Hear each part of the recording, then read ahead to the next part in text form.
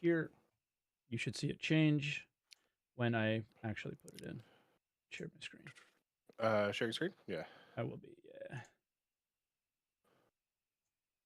yeah. And questions for the show have been weird this week. They're every which way. I can't do them I can't show them on the screen anyway, so okay. It's up to you if you want. That is the one system that I do like. I may have lost all of that, like that setup. So we'll see. You're sending music to me and myself? I don't have any music on. It's fine. I have no music on. Where are you hearing music from? I was hearing it from the shared screen, but I don't need to hear you from the shared screen anyway, so I just muted that. Does chat hear music? It's not coming through on stream anyway, so it's fine. Yeah, that's so weird. That's weird. There's no music I think that's anywhere. a Discord thing. I think that's a Discord thing.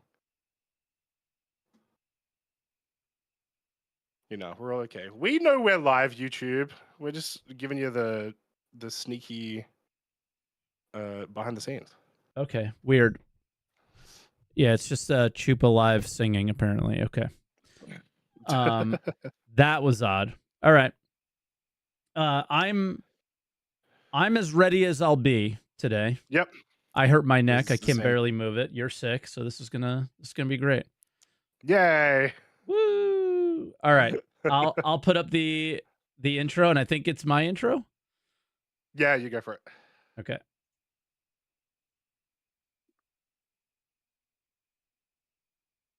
I am definitely gonna fail on the intro outro thing. Like, I don't have any buttons right now. It's yeah. 15 seconds. Easy.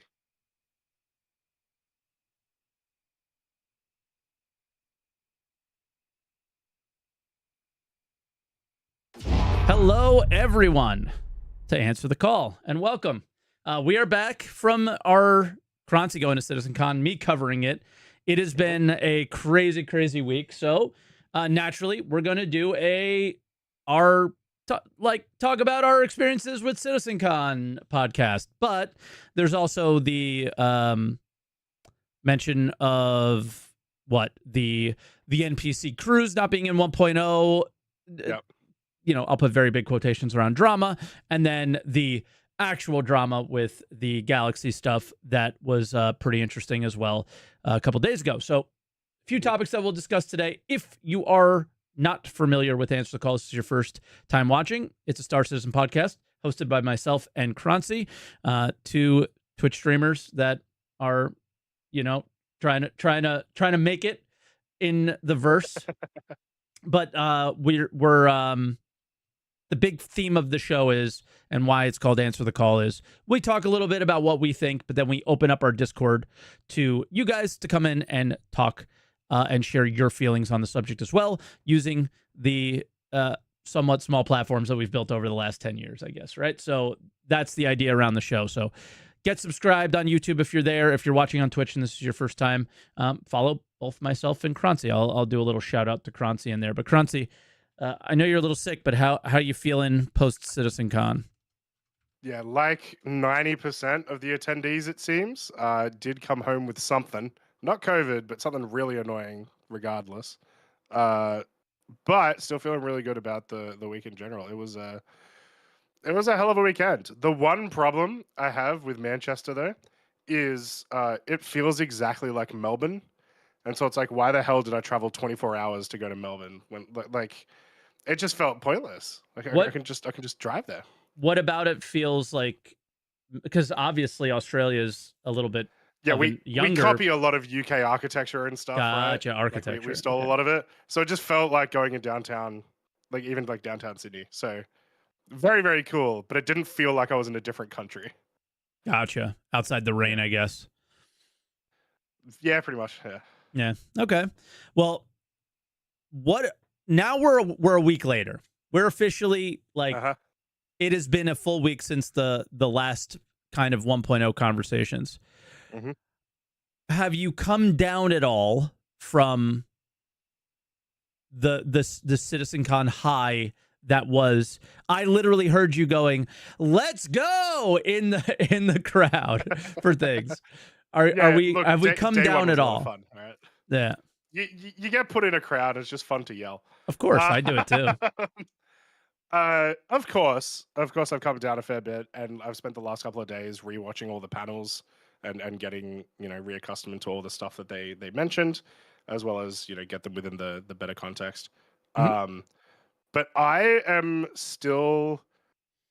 This has made me optimistic about the stuff that they've shown, which is interesting. This is my first time watching a concept Citizencon, right? All of the Citizencons I've gotten to be a part of or like watched in the last couple of years are all showing stuff in engine, or like here is like last year, here's server meshing, here's the new UI, here's maps, that stuff.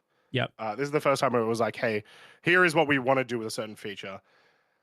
The people that were on those panels, I've also gotten to like meet and talk to a lot over the last couple of years. Hmm. And so that's made me confident about that stuff. So I am in prime position to be very disappointed over the next 3 years. Yeah. I think, most likely we will be very disappointed about things throughout the years just because, like you said, it's more of a concept or their intentions Yeah. or right. So the idea of these things becoming a reality in the exact way in which they showed them here Mm-hmm. in PowerPoint presentations, for the most part, is a little difficult. I think the base building feels a bit further along. Oop, I actually got the intro thing done. Nice. But they're showing a caller that's going to be coming on. So Yeah, I- they showed a fair that's bit of stuff in engine, surprisingly. yeah, But all of it was still just art assets in engine. With the exception of like the sandworm, where it was yeah. like, hey, we went and actually fought this last week.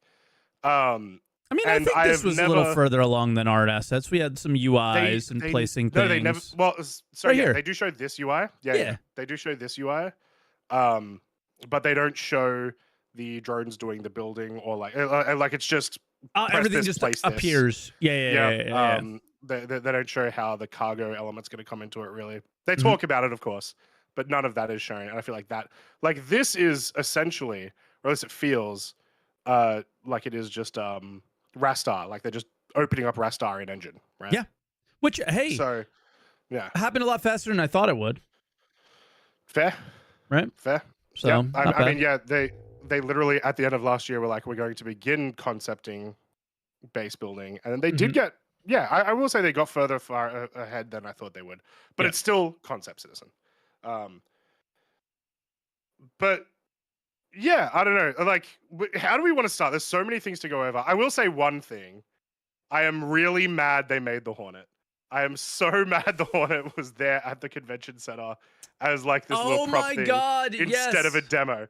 I was going, everyone that I could yell at for the last like month, I've been going, there's no chance the Hornet exists. You guys are crazy. It's a debate. Nope, that was wrong. A giant waste of money. No matter Yeah. if it Well, costs $10 or 10,000, it's a waste of money. I have a theory on this as well, though. Okay. And it goes along to the greater sort of aspect of Citizencon weekend. I think CIG have a lot more pull with the Manchester Council than many of us might think. It's certainly more than I thought, because it's that gonna be Hornet like is going an art yeah. installation. Yeah. In addition, For a game they that might not come out, this is so funny, dude. in addition, they shut like the council shut down a street for the bar citizen on the Friday. Which, Wow. side note, Okay. over 2,000 people, way too many people. Bar citizen guys, I love you. You need to bring that way down. You can't let that many people in. It was crazy. That's where everyone got sick, probably. Possibly. Nah, that's But yeah, and in retrospect, it makes sense. You've got 1,000 people in the city center working every day. Bringing a lot of money into the city. But I think they probably spent like the council probably spent a fair amount of money on that installation. okay. Fair enough. It was ridiculous though. That's just Yes. it's just so Star Citizen of them. But yeah, like where do we start? I don't know. Like I think what was your absolute number one best thing you saw? Like you've now gone through a lot of the the ability to watch back via video and not just be there in person. You're certainly missing Yep. stuff in person. I missed a ton of stuff while watching it live. So watching back, number one undefeated best thing you saw at Citizencon. The crafting. It's Yep. I will say it is barely undefeated, because very, very close to crafting I would put the new social and org tools, which once again were mock-ups, but just like it's both the crafting and that I was like, I cannot find anything that I would have done differently. Or, On the UI, or like could. anything. I mean, as in terms of like functionalities, all the functionalities you've mentioned that you want to be able to do for this, or that you want to do for crafting, is exactly what I want. Would you have looks and stuff? Sure. Yeah. Would you have wanted more than what they showed? Obviously, yes, right? Like some other things. For the social stuff, yes. For crafting, I think they've kind of crafting. They kind of covered it. The only thing I think they're missing that I think would be very, very useful and helpful for, especially for solo players, is BPOs and BPC situations from Eve, because then somebody who is able to get the BPO can sell smaller versions of that. A BPO is a blueprint original, and a BPC is a blueprint copy for the people who don't know. Basically, you can make copies of your original, which is very hard to get, very expensive, and you can make copies of it that have very limited run times, and you could sell those for people that are much smaller scale people like myself. I was buying BPCs and things like that, right? So that's it's also I would like to see that. It's turning research into its own profession. Yep. Where you can sell stuff that way. Yep. I would like that, I think, as well. I am kind of undecided about, like they mentioned that, that blueprints will be tied to your account, and then you can upgrade them from there and all that sort of stuff. I am undecided whether I like it yet or not. It's one thing that I have to see working in game first, before I can sort of decide if it's a better or a worse idea. You do got to get them to your base to claim them. I did not see that anyway. We watched that one today. It just, you unlock it, you just have it. Period. Yeah, but it's on a data pad, so it's implied, I think. So it's one of those things we're gonna have to see it in practice. But while it's on the data pad, you could steal it. How do we claim it? They never said anything about. Yeah. So do you claim it by putting it in your crafting station? Do you claim it by double clicking it? We actually don't know at the moment. So. Hopefully, you got to bring it to your base. That would be my like good middle ground there. Yeah. But with that aside, all the other mechanics of it I absolutely love. I like that they want there to be variation in between the tiers as well. So like you can make 2 tier 1 Volt pistols, and they can be completely different based on materials. Yep. Huge fan of that. Every item's going to be unique. No need for the whole mechanic of tweaking that we thought was going to be a thing.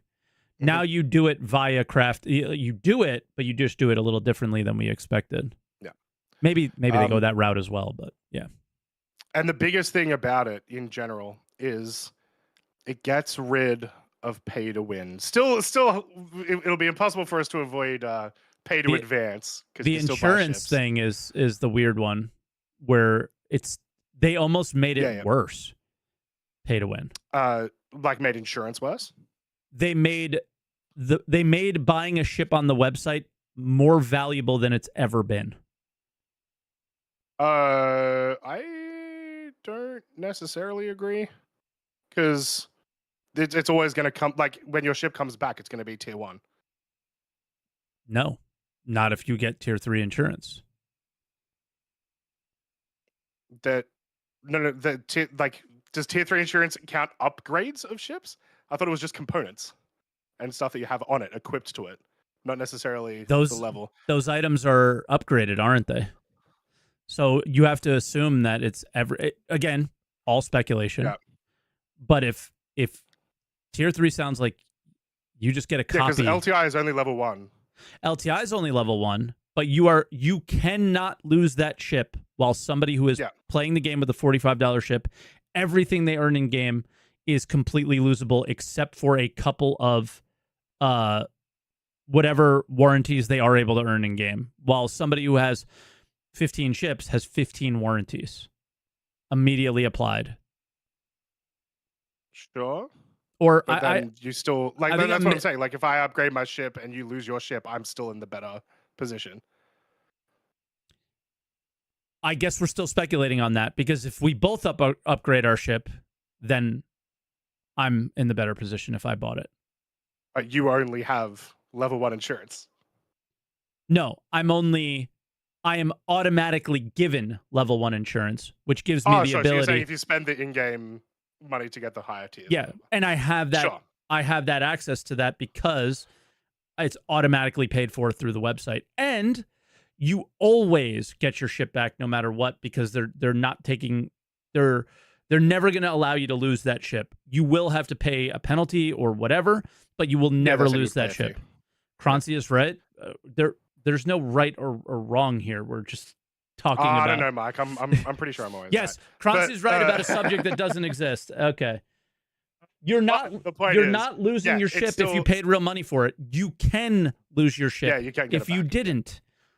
Done. End of story. Yeah. Those are facts. There's no right and wrong. There's just facts here.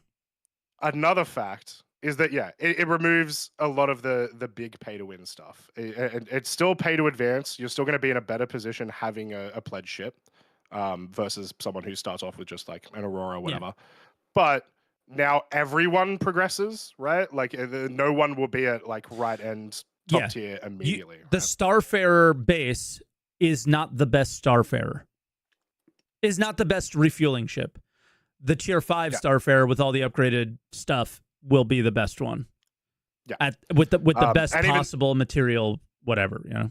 Yeah, I was gonna say, and even then, not necessarily the best, but the best at a thing, depending on how you've done your research, depending on what materials you've used, depending on how you've specialized that tier, right?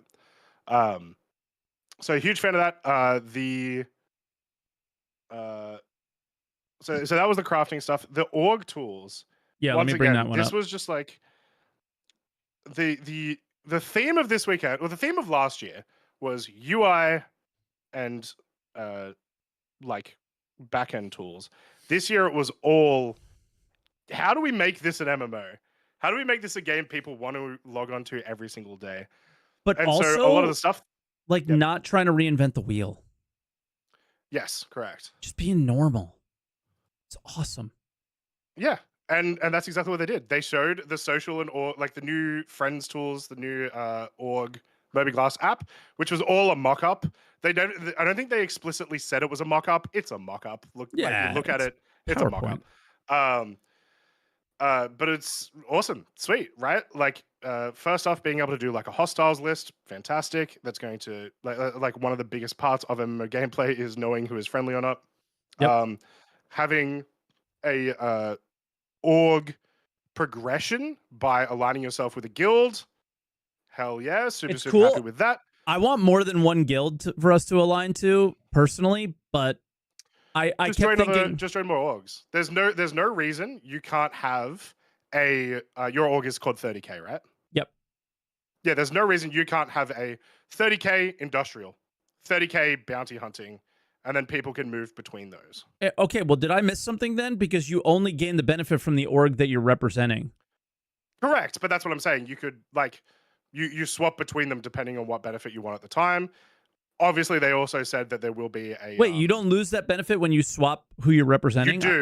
You do, but I'm saying you do. So you don't need both benefits at the one time, right? If I'm doing industrial missions, I only need the industrial benefit. I don't need the bounty hunter benefit. So you would swap between the two orgs. They did mention, to stop abusing of this, because it would be obviously very easy, that there'll be like a cooldown. So I would love some more info on that, but I think that'll be a while till we get that. Yeah, I liked that idea at first, then I hated it, and then I came back to liking it with the idea. Well, I didn't hate it, but I came back to liking the idea of it from the sense of, okay, like this is specific org benefits with that guild, but that doesn't change the fact that myself, and maybe a few of my friends can go and do missions for that guild on our own and gain our own individual benefits. So, for example, my 30K Inc. Might be really mining focused, even though we want to craft and salvage as well. So we might go down a certain route to gain mining benefits, right? But the salvagers in the org are going to go and do a bunch of missions with salvage companies and things like that to gain those benefits. So you're going to have your individual benefits, but then you're going to have this extra benefit for being in the org. Yeah. I think people hyper focused on like, this is the only benefit. No, you're going to gain tons of benefits from other orgs, I assume. This was my favorite from this panel, was the chat. They took one of 100%. Yeah. I said it during the coverage with Level Cap. Ever since we got this puppy, I've been way too busy in the afternoons to focus on my main YouTube channel the way I wanted to. But I was planning on making a YouTube video called the 10 things or the X amount of things that CIG can learn from Eve. And this was the number one thing on my list, was being able to link things in the chat. I want also to link like websites, third-party tools, all kinds of stuff. But being able to link the actual items in the game, players, locations, all sorts of things is so powerful.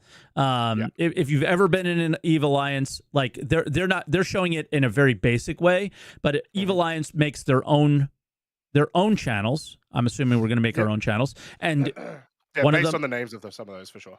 Yeah, and one of them is like a standing fleet, let's say. And if you're getting attacked and you're close by home, you just spam W in the chat and your location, and bang, everybody just goes to you. And then they have everyone who's waiting for a fight has one, and they're defending their own members like that. Obviously, Eve, you can move a little bit faster than in Star Citizen and blah, blah, blah, blah, blah, blah, blah. But there's that option is there. Hey, like we just played yesterday, so I'm fully high on the Citizencon copium as far as org stuff goes. So I got together. I started using Regolith.rocks. If you guys aren't familiar with it, it's a third-party tool that's like amazing for mining and salvage and group play. And I wanted to get my org figuring out how we wanted to use that tool. The game is not fun perfectly right now, but getting the guys together and playing to get you to the place when it is fun to be organized is what I'm enjoying right now, right? And we went out and I announced, hey, we're at Crusader L4, we're at Crusader. I just announced where we were over and over and over again on stream. I wasn't even there. I was at ArcCorp L2 doing the refining side of the stuff. A French org was watching the stream and stream sniped the miners at the mining location.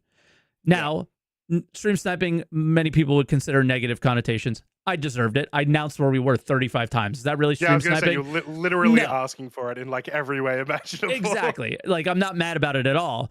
But what did I do? I jumped into another Discord and was like, hey, you want to fight? Here it is. But if I just message them via the game, and it's so much faster. It was like this whole idiot sandwich trying to get people to come and get a fight or protect us or whatever. This stops all. I just love this. I absolutely love this. I know, like I've talked about it. I thought you were going to say you can't wait for the mission called Cheesecake. That is very exciting as well.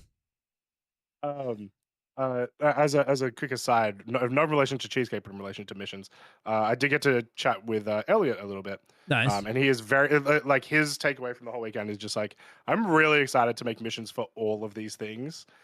And I imagine that's something that we'll see over the course of the next like year or so.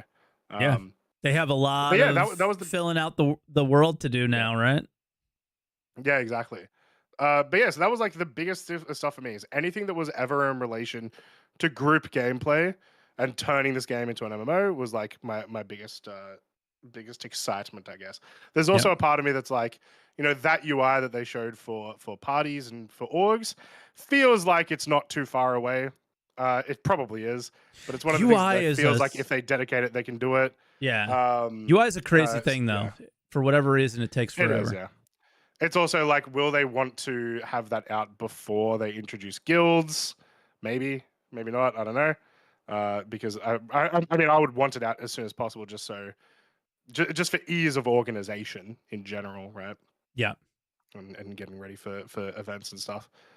But yeah, Um, uh, a big takeaway, or at least thought that I had after day one, which I do want to say. So I was at the convention for day one. Day two, I was getting ready for the Atmo event, so I had to watch everything on my phone. I wasn't actually in the room or anything. Yeah. But day one certainly felt like a lot more of the tangible stuff. There was a lot of sort of the first panel, which was the world building panel, basically. There was like a lot of sort of murmuring in the crowd, or like general sort of. You could tell that people were getting bored. But I had this sort of realization that it's basically exactly the same as the first panel we had last year. We just Yeah. didn't get the 20-minute video, right? And when I say exactly the same panel, they were talking about different things, but the same people talking about similar tech and how it's evolving and whatnot. It's one of the panels I think we're going to get literally every year of Citizencon until Star Citizen no longer exists. Sure. Yeah. Why wouldn't they? Just, Yeah. hey, our updates to our engine. Yep. I fell asleep during that one, to be honest. Like, I was falling asleep with my eyes open. It was just very. Yeah. It made so much more sense after the second day. Mhm. It was like, oh, this is how they're going to fill the world with content, and the second day was the content in a lot of ways.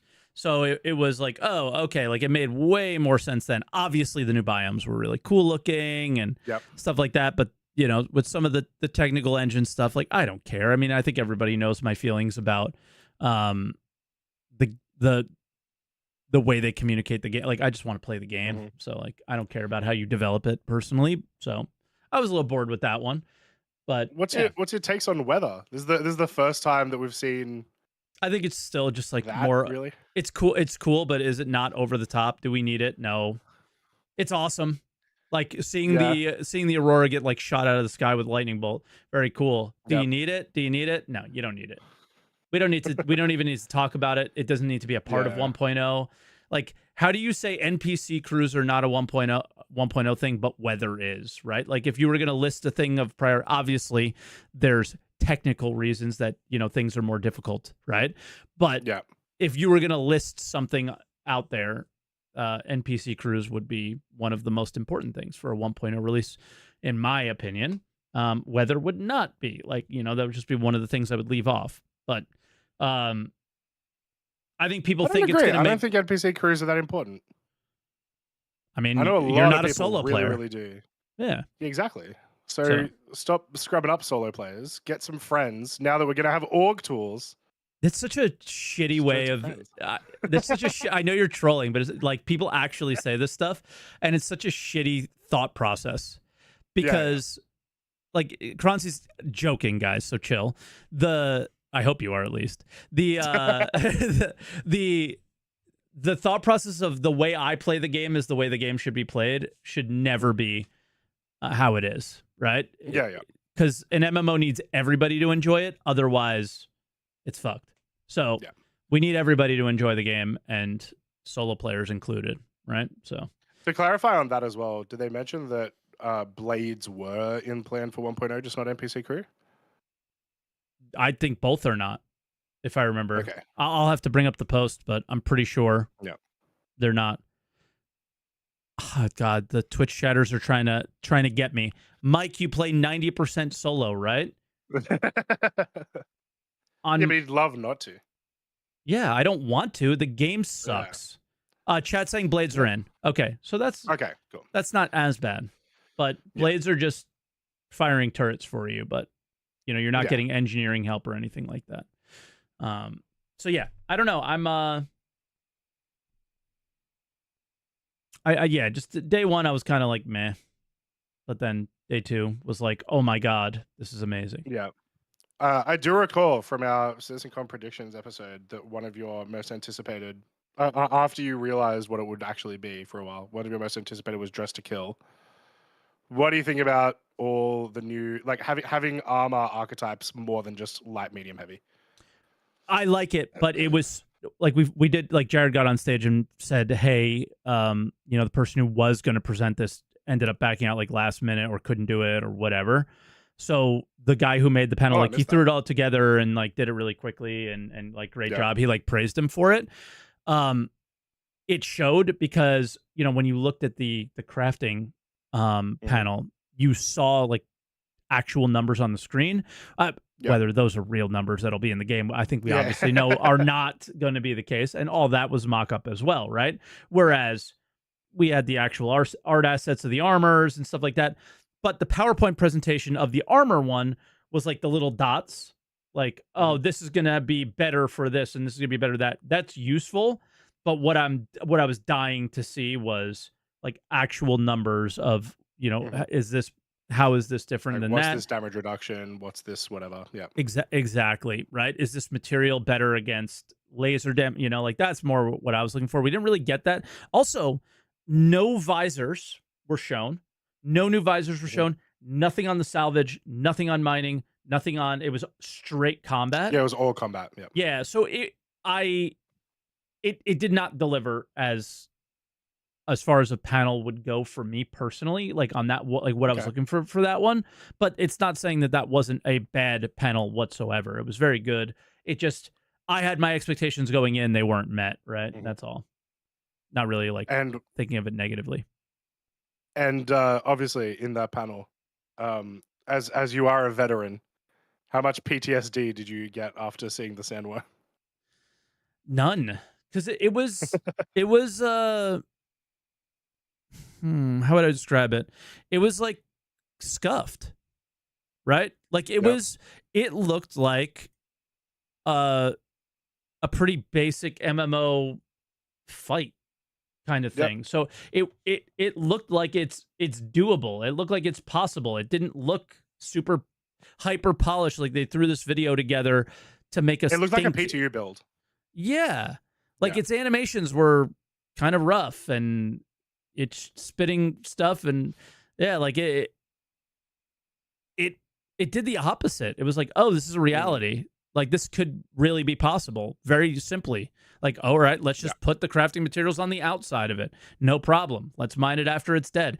It Yeah. it felt like Valheim and it Yeah. was it was good, right? Like Yeah. it doesn't have to be I perfect for me. I don't know. It never had to be. It just has to be fun. Yeah, I like that it sort of showed into what the rest of the weekend was, which is like, well, why are you doing this? And they mention all of the new materials that you'll get Yep. off the sandworm.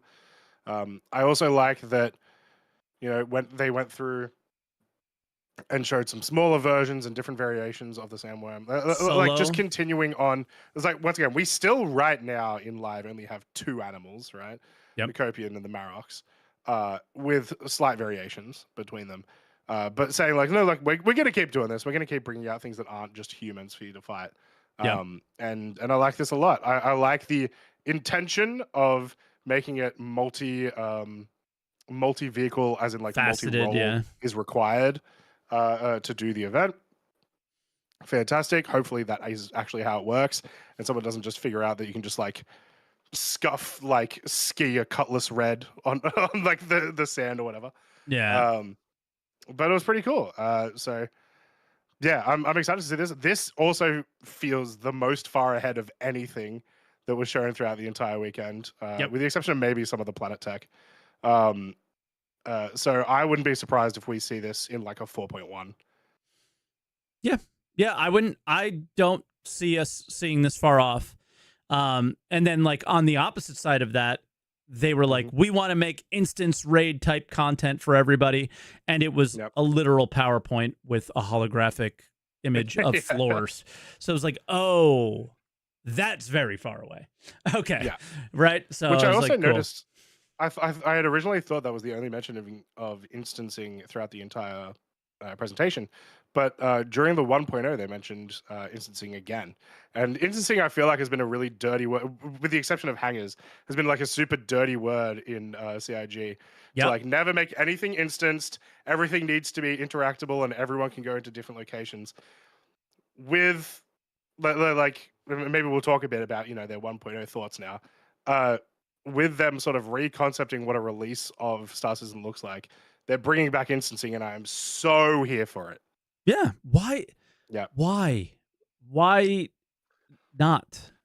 Like, yeah, I never saw the Why not? Like it just never Yeah. made any sense to me. Why wouldn't you do that? It just feels like the easiest way to get people to do like lots of content consistently. Like you don't have to mess around too much with weird interactions with other players. Like, Think so about I'm a Siege huge of fan of it. Orison. I think the moment they Yeah. recognized that Siege of Orison would have been 1,000 times better as an instance Mhm. experience, they were like, Yeah. oh, yeah. And like, listen, I want there to be the same. I don't want everything to be instanced, but some stuff, it just makes sense. And Yep. and yeah, like raid type content where you have to like put a group together and all right, I need like the sandworm was not this, by the way. The sandworm looked like it was an open experience and not an instance at Yeah. all. But I think you could see similar sandworm like experiences where you got to bring, maybe your different armor types for your FPS stuff and maybe different vehicles for ship combat stuff. And if it's not instanced, like it just gets so messy. Yep. It just Yep. gets so messy then. So yeah, it just never Allows them makes sense to cut some corners too, which obviously a lot of other game make devs the do. game, Yep. right? um, but yeah, so the reason I brought up specifically instancing is, in the 1.0 presentation, when they're talking about, what kind of activities do we want people to be able to do, Mm-hmm. or org specifically was like fleet battles, instanced PvE fleet battles. Awesome, huge, right? Like I think that's going to be a massive, massive deal. Staying on the topic of 1.0, Mm-hmm. so obviously they've changed their mind. Well, this is the first time they've really talked about release ideas at least since far before I started playing the game. How do you feel about the where we're introducing a core mission or a core like quest line pretty much, and we're introducing like a basic story? I'm Because fine some with people it. are really not okay with it. Well, what I'm not okay with is and somebody in chat earlier today had a really good solution for this problem. What I'm not okay with is that the main goal of the main story quest is to gain you citizenship. What citizenship gives you is the ability to, I don't know, place a base on Microtech, which might be really valuable, or place a base in Terra, which might be really valuable, right? And what's going to happen then? I'm going to rush through the main story quest, not enjoy it at all, and place my base where I want to place it. So that's my only negative around it. That's fair, yeah. What somebody said in chat and what other MMOs do apparently is there'll be a time gate. So game releases with 1.0, you do your main story quest, and 1 to 2 months later, they will unlock the ability to place bases in High Sec and Stanton. So you have your time you can go through, you can do the mains. Because think about it, only sweat lords are going to be able to place bases in the desirable areas, and people who only have an hour or two a night to play will not be able to do it at all. So that immediately just ruins that. So if we have a time gate, I'm all for it. I got absolutely no problem with main story quests and MMOs. I don't know what did you see what were some people upset about? It's just more that there's a lot of sort of reactions to just the whole 1.0 presentation in general. Yeah. About really the game becoming less of a mill sim, right? And it's just Star Citizen's just not going to be your game, you know. You could say that, but I will never fault them for having that feeling, because they were told it would be for years. Yeah. And it sucks. So for people who are pissed, like, they'd be pissed. Yeah, you have the right to be pissed, but there's also not much you can do, right? Like, but you could be pissed, but I don't know how you look at the last 5 years and go, how could they go in any other direction but this? So, like, I always knew this was coming without having any inside information. Like, if it didn't happen this way, you do not have a game. Yeah. Just end of story. Like, you can't make a mining ship and go, oh, you just sell the ore. You don't do anything with it. Then you end up with Elite Dangerous. You know? And I'm just like, that's not the direction they ever wanted. So I just never saw it going that direction. So I don't know. Yeah. But It is what it is, I guess, and it sucks for Yep. some people.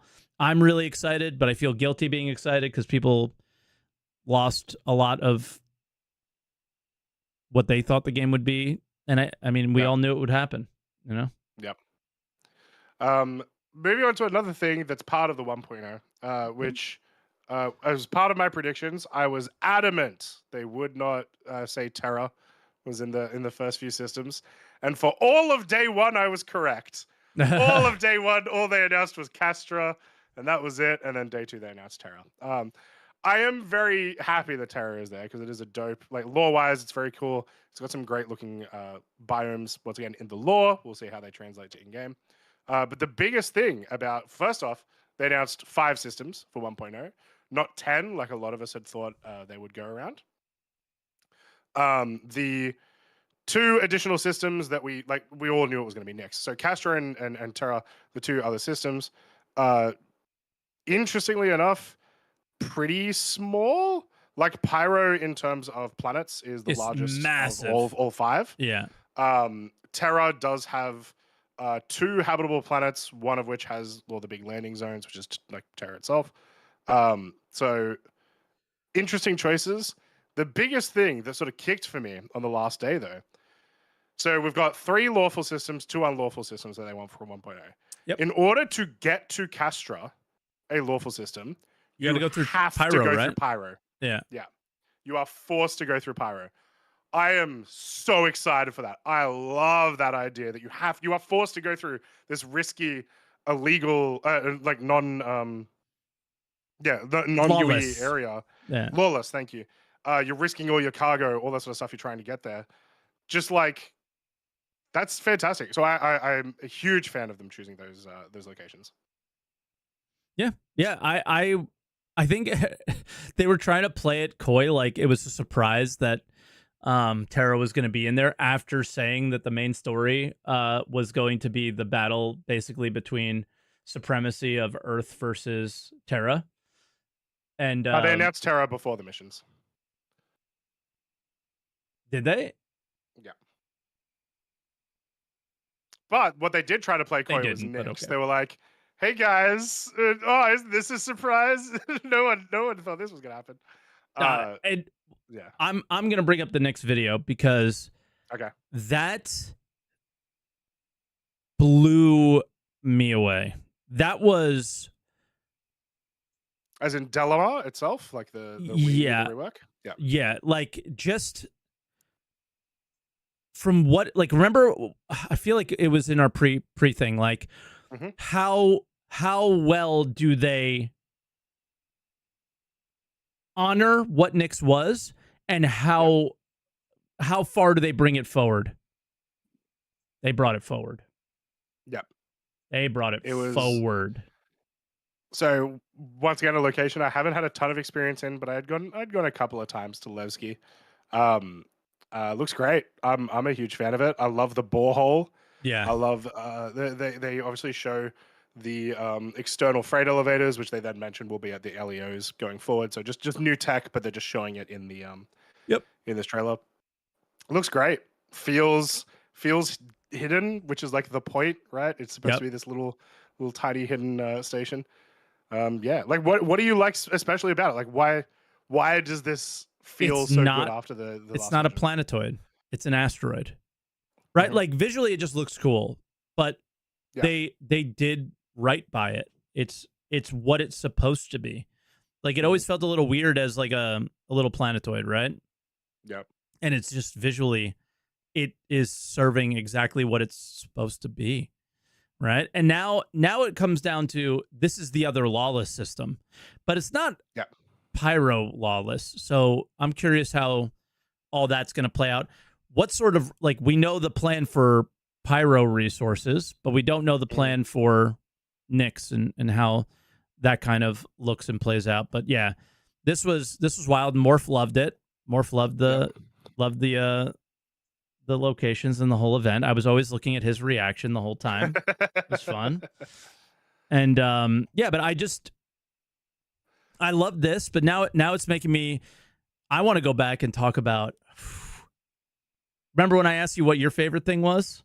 The thing that I pogchamped IRL was when they started talking about the shield gameplay in Pyro. Yes. Oh my god, I completely forgot. I was like, went past that. There's so much stuff to talk about. yeah, we're gonna miss stuff today, guys. We're gonna miss stuff, and that's why we have callers, so you guys can. You're actually gonna have things where we didn't say it before you. Yep. Yeah, so it's gonna be good. I'm gonna bring sovereignty, essentially. Yeah, that's in the 1.0, right? Yeah, the 1.0 presentation, just before they show the space stations. Yeah, we're bringing that up because that is. Yeah. It's huge. It's a massive deal. Yeah. Okay. I just want to make sure I'm in the right part of it. Yeah, here we go. The seal. Yeah.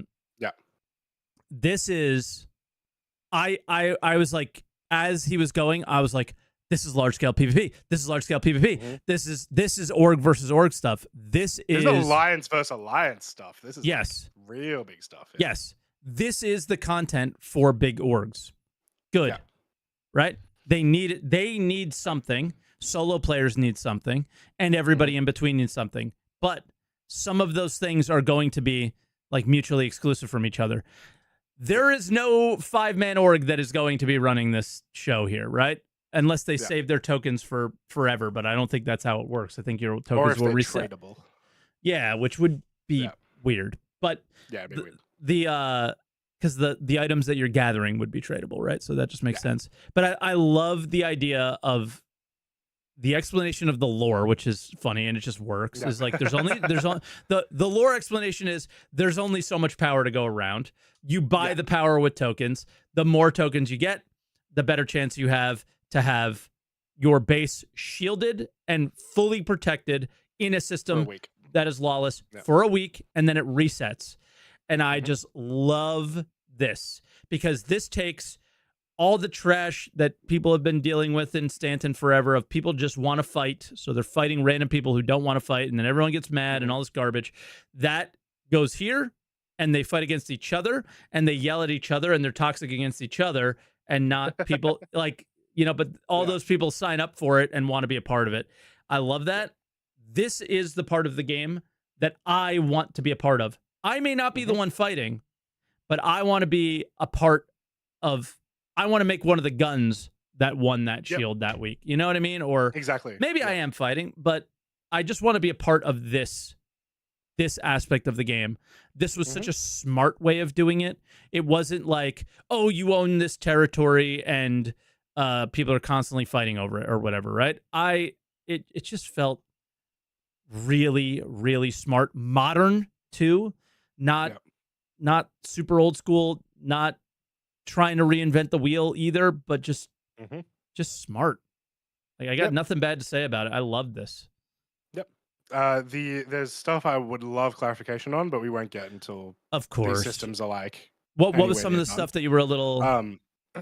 So they mention, so you do these like missions or whatever to get the seal tokens. And then whichever orgs have the most amount of the seal tokens at the end of the week across all shards will get the sovereignty basically. What we know, this is only information that we know based on very old information, is if I place a base on one shard, it's going to show up on another. Yeah. So I want to know, like, but once again, I'm going to be on Australian shards, right? Yeah. When I'm playing. One, it's going to be harder for lower pop shards to get these, presumably. So I'd like to know how they're going to combat that, or if they're not going to combat that at all. Maybe it'll just be tough luck. You've got to be European or something. Yeah. So I want clarification on that, and then also, if I am Australian shard, and then just like all the Australian orgs get together, because hey, we all know each other anyway. Honestly, what is the chances that we just control it forever on our shard? So they've got a lot of tweaking that they're going to have to do to the system. Once we know what the system is, though. Yes. From Phil CIG, you have to bid, though. It's not just whoever has the most by default, but how much you're willing to bid. So you can stock them up then, Mike. Well, not necessarily. They may reset every week, but it's the bid that you're willing to make. But yeah, I guess if you're willing to bid, then the idea here is why wouldn't you bid everything you have? Right? So maybe you lose it. it implies that you would be able to stock up. This is giving me PTSD of riding the train from Florida to New Jersey, where you if there were any open single bedrooms on the train, you could bid for Yep. them. And the longer the train ride went, the higher my bid was going up because I was losing my in mind. Yeah. So yeah, I and then I still didn't get it because they allowed you to bid even though there weren't any bedrooms. But yeah, Yeah. so Well. off topic, but I'm Yeah. curious about that, and I don't think we'll know the answer, but Yeah. this was my gameplay. I also like that the Super sovereignty excited. also allows you, like, you can still build your bases and stuff there without the protection, and try Oh to, yeah, forward operating bases, and prepare for, the next week to try to fight them, or, make some deals with the people that do have the shields so that you yeah. can operate there. So this is where a lot of, like, dynamic PvP gameplay comes into it. Hmm. So yeah, it was good to hear that they were doing it. Yeah. It's just that is the one that I'm hyper focused on. Like that will you can make crafting, you can Hmm. make base rating, you can make sandworms, you could make ship insurance, you could say everything you did in 1.0, but if there isn't this large competition, I guess, going on Hmm. at some point, it all is meaningless. This Yeah, it's adds the ongoing meaning. progression. Yeah, this adds the meaning and not yeah, I wouldn't use the word progression, but I know what you're getting at. It's like every day is going to be a new experience. Every day Yep. is I'm always competing against people and there's always something to do and all that stuff. This Yes. adds that meaning for me. That's it. Right? Yeah. This was it because it's all just a solo game if you're crafting by yourself or whatever. Yep. Even if you're crafting for your friends, it's all meaningless if they're not people aren't using this for like this. Ooh, I guess competition or resource or control or Yeah. whatever. Right? It's that feeling of playing Eve and knowing what all that means and seeing how it is and wanting that here. And this is that. Yeah. So in a Yep. better way, I think. And then perhaps a good jumping off point from there Sure. is the next big thing about it is space stations. So This drove me this mad. this feels it drove you mad. Yeah. All It's right. awesome. Yeah. But Okay. this is the only thing that I felt super negative about at Citizencon. Interesting. Yeah. So Go ahead. Go for it. Go first. we're getting base building, so I'm keen for this. It's just base building in space, right? Mhm. Which is always very cool. I like the obviously the idea that we can specialize them into refining or cargo or military or whatever. So sweet. They're not too large if you actually look at them, at least on scale in the video. The space stations, They right? are the space stations. Yeah. I'll agree with they're you, a but fair bit that's my smaller pain than point. LEOs. That's my pain point though. Okay. So I'll hold that and just everybody keep that, but continue. I'm sorry. Yeah, I love this idea. I do want to point out though that it should require a crazy amount of resources to do this sort of thing. As always, to reference Eve, the best space game of all time.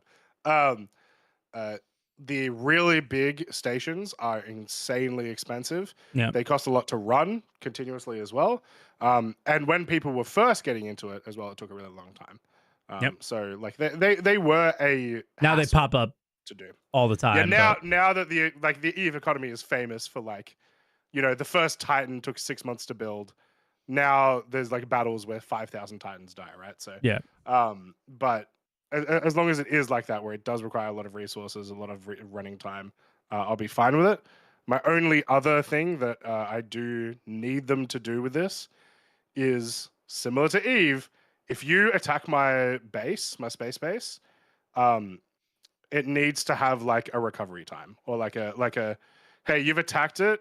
It is Offline now rating vulnerable, is but you cringe. can't. Exactly. Offline rating is trash. You can 100% instigate it, but then I need to know when I'm actually going to be needed to fight, Yeah. because kind of like what you were saying before, Billy, who can only play 2 hours a week, it's just shit out of luck. Yep. Yeah, that's going to have to be the way they go. And I'm going to pause it right where it ended there a little bit. Is I'm in agreement with you.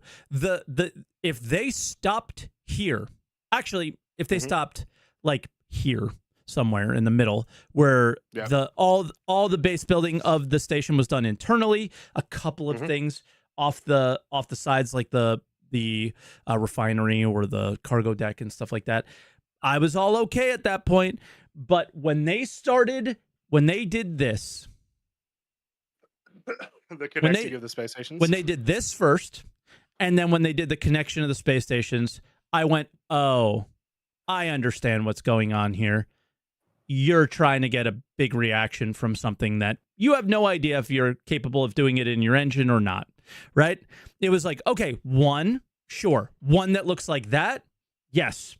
Like, hangar bay makes sense. Refinery bay makes sense. A place where you build ships makes sense. Like, if you're going to do space stations, you have to have these things. Yes.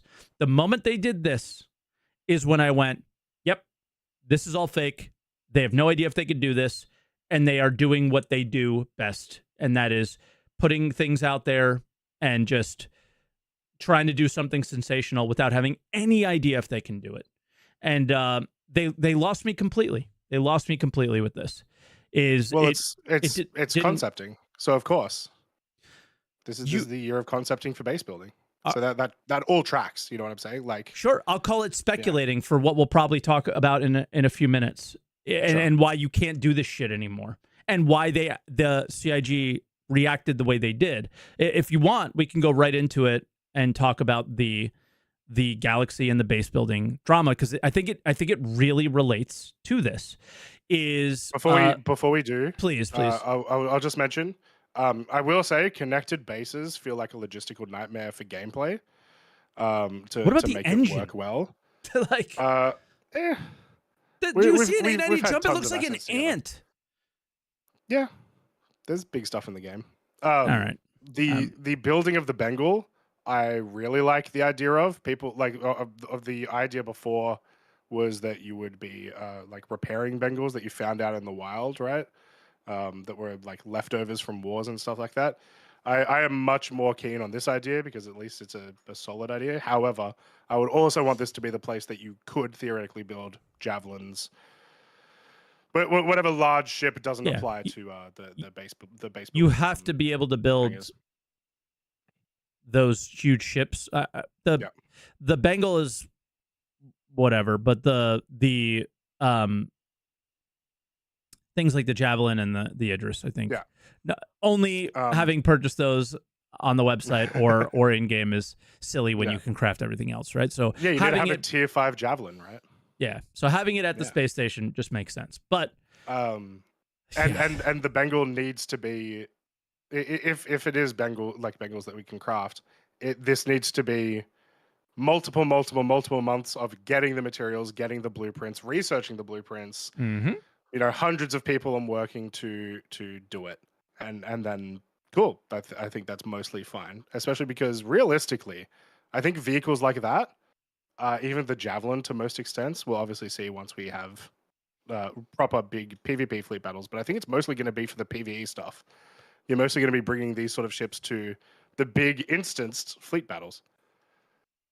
Maybe we'll see. Yeah. I mean, that's I think we're guessing right now, but oh, for sure. I hope so. I think that would be cool. Or some of the big instance fleet battles, but hopefully there's also small instance fleet battles and so on. But whatever. Yeah. I want to talk about this and get this out of the way because this was the drama shit. But I think the 8 hours of terror on Spectrum. Yeah, but I think it plays really well into what they did here, and how I feel about it is John Crew goes on Spectrum because everyone was like, "Where's?" Oh, I almost brought up the wrong scene. Where's the Galaxy? Where's the Galaxy? Where's the Galaxy? That was supposed to build bases, and he says, "Oh, this is the response." Hold on. I have the other one here. So this was the original one.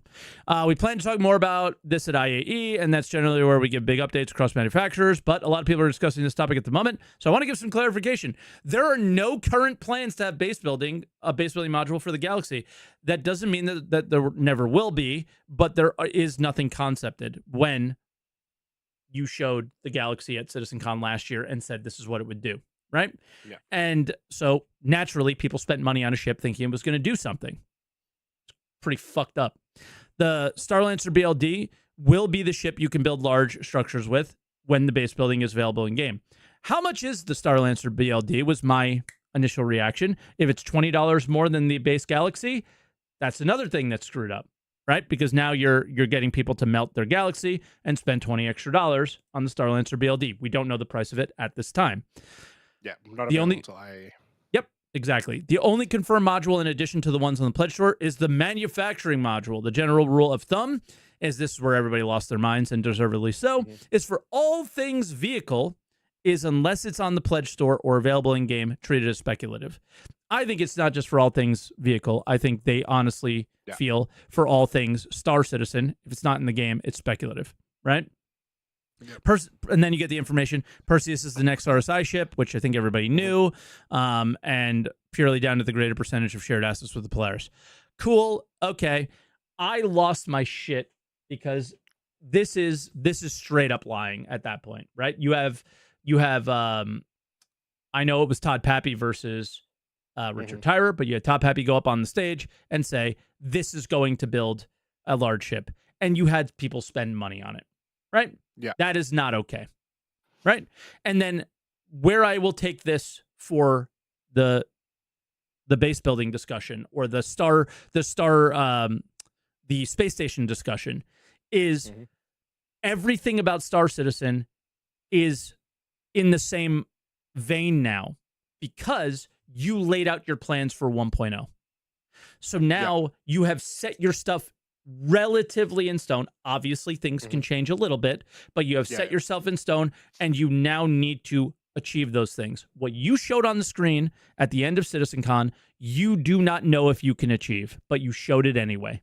And I know you don't know if you can achieve it. There is absolutely no shot because we don't have server meshing yet. They don't know the limitations of anything. It is impossible for them to know if they can do that. It's just logic.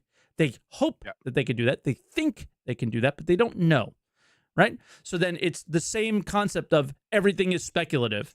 So I'm supposed to take your this is what 1.0 thing is and take it all as speculation now. It's just stupid, right? So I made a video right away as soon as I saw this and said, this isn't okay. And I tried to stay relatively calm, and I used the word lying because it essentially is, right? You went on stage, said one thing was going to happen, and you sold an entirely another ship to do it. It's messed up. Called that out. It blew up, got way more views than I was ever expecting it to. And obviously the community was blowing up at the same time. And they instantly reacted to it, right? Instantly. Like it was within 6 hours. I said, pretty much the whole thing is within like 8 hours. Yep. Like it was real quick. And I'm the type of person is if you do me wrong, if you do something that I feel is wrong, or just everyone feels is wrong, and you apologize, I'm usually okay with it. I just go, okay, no problem. I'll say no problem. But I won't forget what you did. And I'll never forget. That's the big thing, right? Right? Yeah. And that's what a lot of people didn't quite get is that like about my second video on this is like, all right, cool, no problem. Doesn't mean that you can do it again. You can do it again, or I trust you, or the hold on, let me ban somebody in chat real quick. Okay. Wait, which done. one? Which one? The like anyway. Yeah, the idea of any of this stuff being okay. It's not okay to do this, right? So I'm not saying it's okay. Now, a lot of people are saying like he didn't apologize. For me personally, the second paragraph is an apology. Yeah, literally the first sentence and like No, because the first sentence people are taking as people didn't understand what I was saying. You know, no, I mean of the second paragraph. That's yeah. Like, okay, yeah. My earlier comment about when things are speculative was incorrect. Like that is admitting fault. That's enough for an apology for me personally. Is admitting your fault. So I'm okay with that. You admit your faults, do better. But from this point forward, around everything around 1.0, around everything around spaceships that you want to spend money on, This is the type of reaction that you should be getting, CIG, when you do your Mhm. community wrong. And you shouldn't be surprised when people get pissed off about this stuff. People spent $380 on a spaceship that will not do what they thought it was going to do. That's Yeah. crazy. Now, I know the module wasn't sold, but the ship Mhm. was, so it's like you can't do stuff like that. You just can't do shit like that. It's not Yeah. okay. At first, I was like, once I heard it, I was like, I don't care that much. It's the manufacturing model, whatever. And then I realized that the literal display on here is this, it does this size modules. Here is this does this Yeah. size modules, whatever. It And the was like thing is, there I was no think other they ships could there. have. Yeah, well, it was like the Pioneer, the Galaxy, and then like the ground, like a ground vehicle. I think Yep. that was it. Yep. The I think they could have, if they didn't want the Galaxy to be a base building module, like actively, they could have done it over the last couple of months. I think this is just purely an oversight. Yeah, it's And then now they have to make it, right? yeah, and they didn't want to. And that's where I'm like, forgive but don't forget. Like, hey, he apologized. He said, hey, I was wrong. Yeah. But what you can't forget is that this man is the lead of all spaceships. He was a part of the decision making for this. And the Starlancer BLD is very far along. This ship was in production for minimum 3 to 6 months. You knew that this was going to be a thing 3 to 6 months ago. Why didn't you tell us then? Why didn't you say, hey, we're making this new ship, no name, no manufacturer, we're not going to tell you what it is, that we're not really thinking we're going to be able to do the Galaxy as a base building ship. So what we're going to do is we're going to sell that ship at the exact same price as the Galaxy, so you're able to swap over to it if that's what you wanted. Done and dusted, right? But you waited a year and said, just, oh, we're not doing it. And we have no plans. Get out of here, bro. You can't do that. You can't. You can't do that. And I hope they learn their lesson, and they should never do it again. But they will. Yep.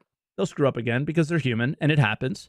And if they apologize, you should probably accept their apology. If they don't and they double down, like I've seen some people at the company do, Jared has done it a few times for sure, they should get what they get for it is you just get it right.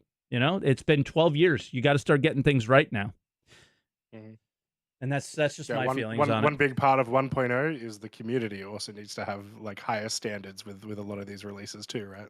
That's the real 1.0.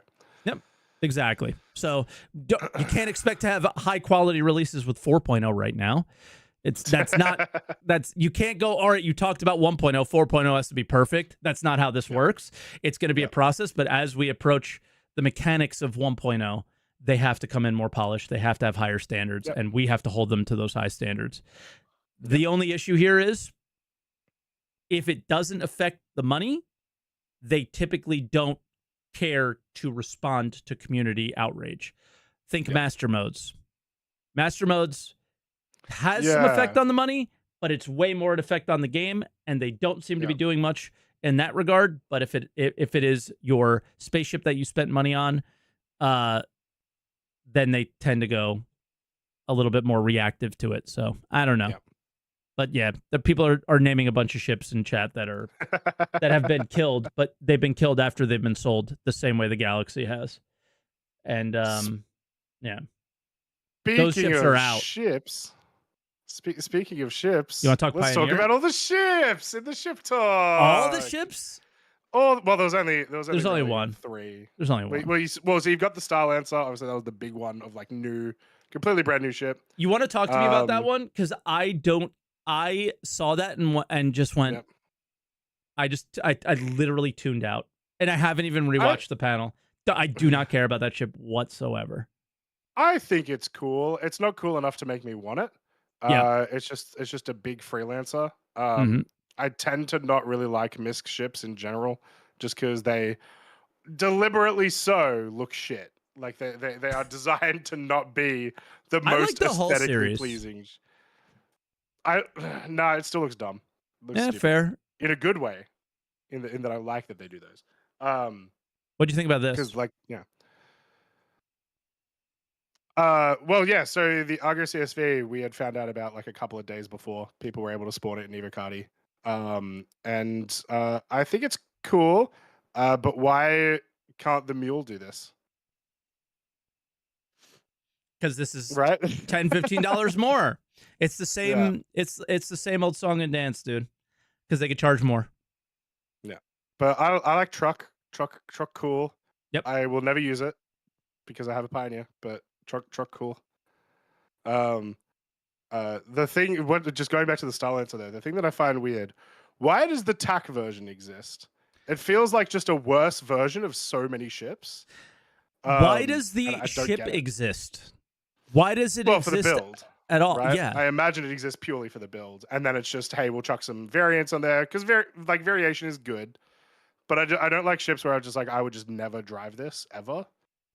I have never had less feelings about a ship in my entire time following Star Citizen than this one. Hmm. Yeah, it's cool, but yeah, doesn't interest me. What It's does just interest me? another of this.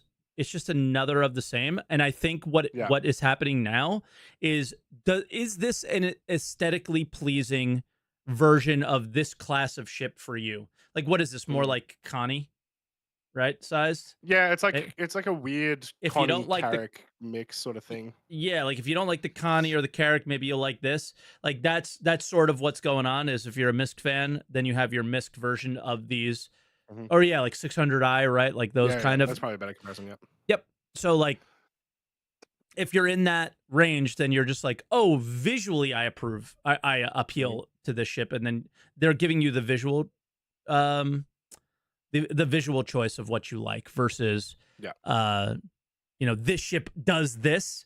They're going to these ships do this Yep. more Yep. like. So that's just the way I look at it. And I love Misk ships. Like I love the Prospector and I love the Hull A and I love the Hull Mhm. C. The Freelancer series, not so much. And this is maybe, yeah, a little too Freelancer for me, I guess. I don't know. Sure. Yeah. Um, then, of course, the biggest part, at least for me, for the ship talk was the Pioneer concept. Obviously, with them talking about crafting, finally concepting crafting and base building, the Pioneer needs to make some type of sense. And so Dude. they did a bunch of changes to it, and I am huge fan Okay, of the hold on changes. though. Yep, Can we talk about how you weren't this was day 2, right? So you weren't this was day there. 2. Yeah, so I was watching on my phone. Oh my god. Okay, so this was the original concept. Yeah. Awesome, right? Looks cool. Um then they showed this Yep. and the air literally came out of the room. Everyone was like, "Oh." Like the room I got mean, nobody clapped. it looks the same as the original concept. It's just that photo that you saw just then. That's it with the hangar open, Yeah, deploying a base. So it yeah, for still sure. looks like this, pretty much. I'm not going to crap on it because Sure. they just chose the first image as a really weird angle, Oh, sure. right? Yep. So people are like, "Ooh." It like cuz it looks smaller. It looks Hmm. like stubby. It just yeah, there's less like height to it. It just like everything Yeah. looks like Yeah. a little bit weird. And then they go to the top down and you're like, all right, that's cool, that's cool, Yeah. that's cool, that's cool, that's cool. I like it, I like it. All right, all right, all right, all right. So yeah, like it was just like a weird angle and it looked really bad. And then people Hmm. started warming up to the ship again immediately after they went to Yep. this. It was like, oh, okay. And Yep. what got me was I don't need to build a space station Yeah. if This I is your have this this. is your space station. If Yep. I'm an industry player, like I basically have a space station, right? Yep. Yep. With this. So So huge yeah, it fan of was it. cool. Huge fan of the landing pad, which is obviously going to be useful for first off you bringing materials into the Pioneer, so you can actually Yep. construct stuff, but also so that when you construct a ship, it can leave and you can actually fly it away from the Pioneer, Yep. as it has, I believe they said, a small hangar uh, fabricator. So Yep. you can make small ships on the Pioneer. I'm a huge fan of how they've done it. It also has, I believe, 3 like regular fabricators in the front section. So it literally is just a flying factory, and that's all I ever really wanted. Is Same. is is to be able to do that. It then does have the added caveat that they made it that you can only make star bases with the Pioneer. Yep. But that is so far down the road that it's not really super relevant at the moment. Nope. It was also, so they did a quick one. No concept ships this year. Everything that they talked about is being released either at IAE or already was. Right. Oh, So for the the rest Star of Lancers are coming at 2024. IAE. Well, the Star Lancers are coming at IAE. The Yeah. Perseus is coming. Sorry, the Polaris is coming at IAE. Mhm. The only one that they mentioned that was this year that wasn't coming, I think, was the not the Intrepid, the other one. The the hacking. the big Mirai one. No, the hacking ship. Well, that's not coming at all. I'm saying the Mirai Guardian was the only one that they said wasn't coming at IAE because they show you the ones that are coming at IAE. Yeah. Okay. But it is But coming anyway, the this reason year. I wanted to mention that is they did show all of the ones that they are working on in the next 12 months. Oh, which notice they changed their wording this year compared to last year to we are working on over the next 12 months rather than releasing. It says and the Pioneer next was part 12 of that, months. which is crazy. Well, they say literally just before that. I think Gotcha. says, here are the ones that we will be working on. So we know we saw this, the CSV. Yep. This is some weird new truck thing. Looks like an Ursa, but with big wheels. Cool. Another Atlas platform. Spartan. Yeah. Probably building. A Hornet. We know those. Those are the Super Hornets and the other variants of the Hornets. Mark Yep. That's the one with the top thing.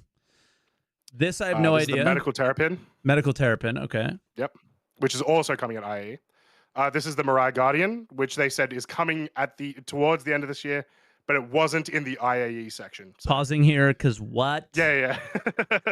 What? So everyone has their opinions. Clearly, people are calling it a salvage prospector. Clearly, this is a new racing ship.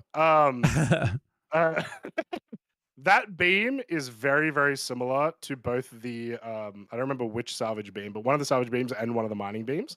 Yeah, it's a helix. Is shaped like a helix. Yeah, right. But it has the everyone's second saying thing. it's MISC. Those legs are not MISC. Those are so not MISC. So I have no idea. I am just saying everyone's wrong instead. But either way, it's a new industry ship, regardless. So yeah. Always keen on that. Interesting. It's got to be MISC with that front, but yeah. Yeah. And those are definitely MISC engines, but then the big stuff. That is the that's the Apollo. This is the half Corsair. Yeah, like what was that? It's the Drake Core. Just Core. The Drake I reckon Core. it'll be Drake Heavy Fighter is where I'm at for that. Okay, as that is something that they're missing in their lineup that would make some sense to get. So we'll have a look at that. This is probably the new Crusader ship, because they did show some of the other ones that are coming out. Yeah, they sneak peeked a Crusader ship at some point. Yeah, that's the BLD or whatever. Yep, and then Perseus, crazy, but we don't stop there. Iron Chad, what the fuck? Okay, and then that's got to piss people off.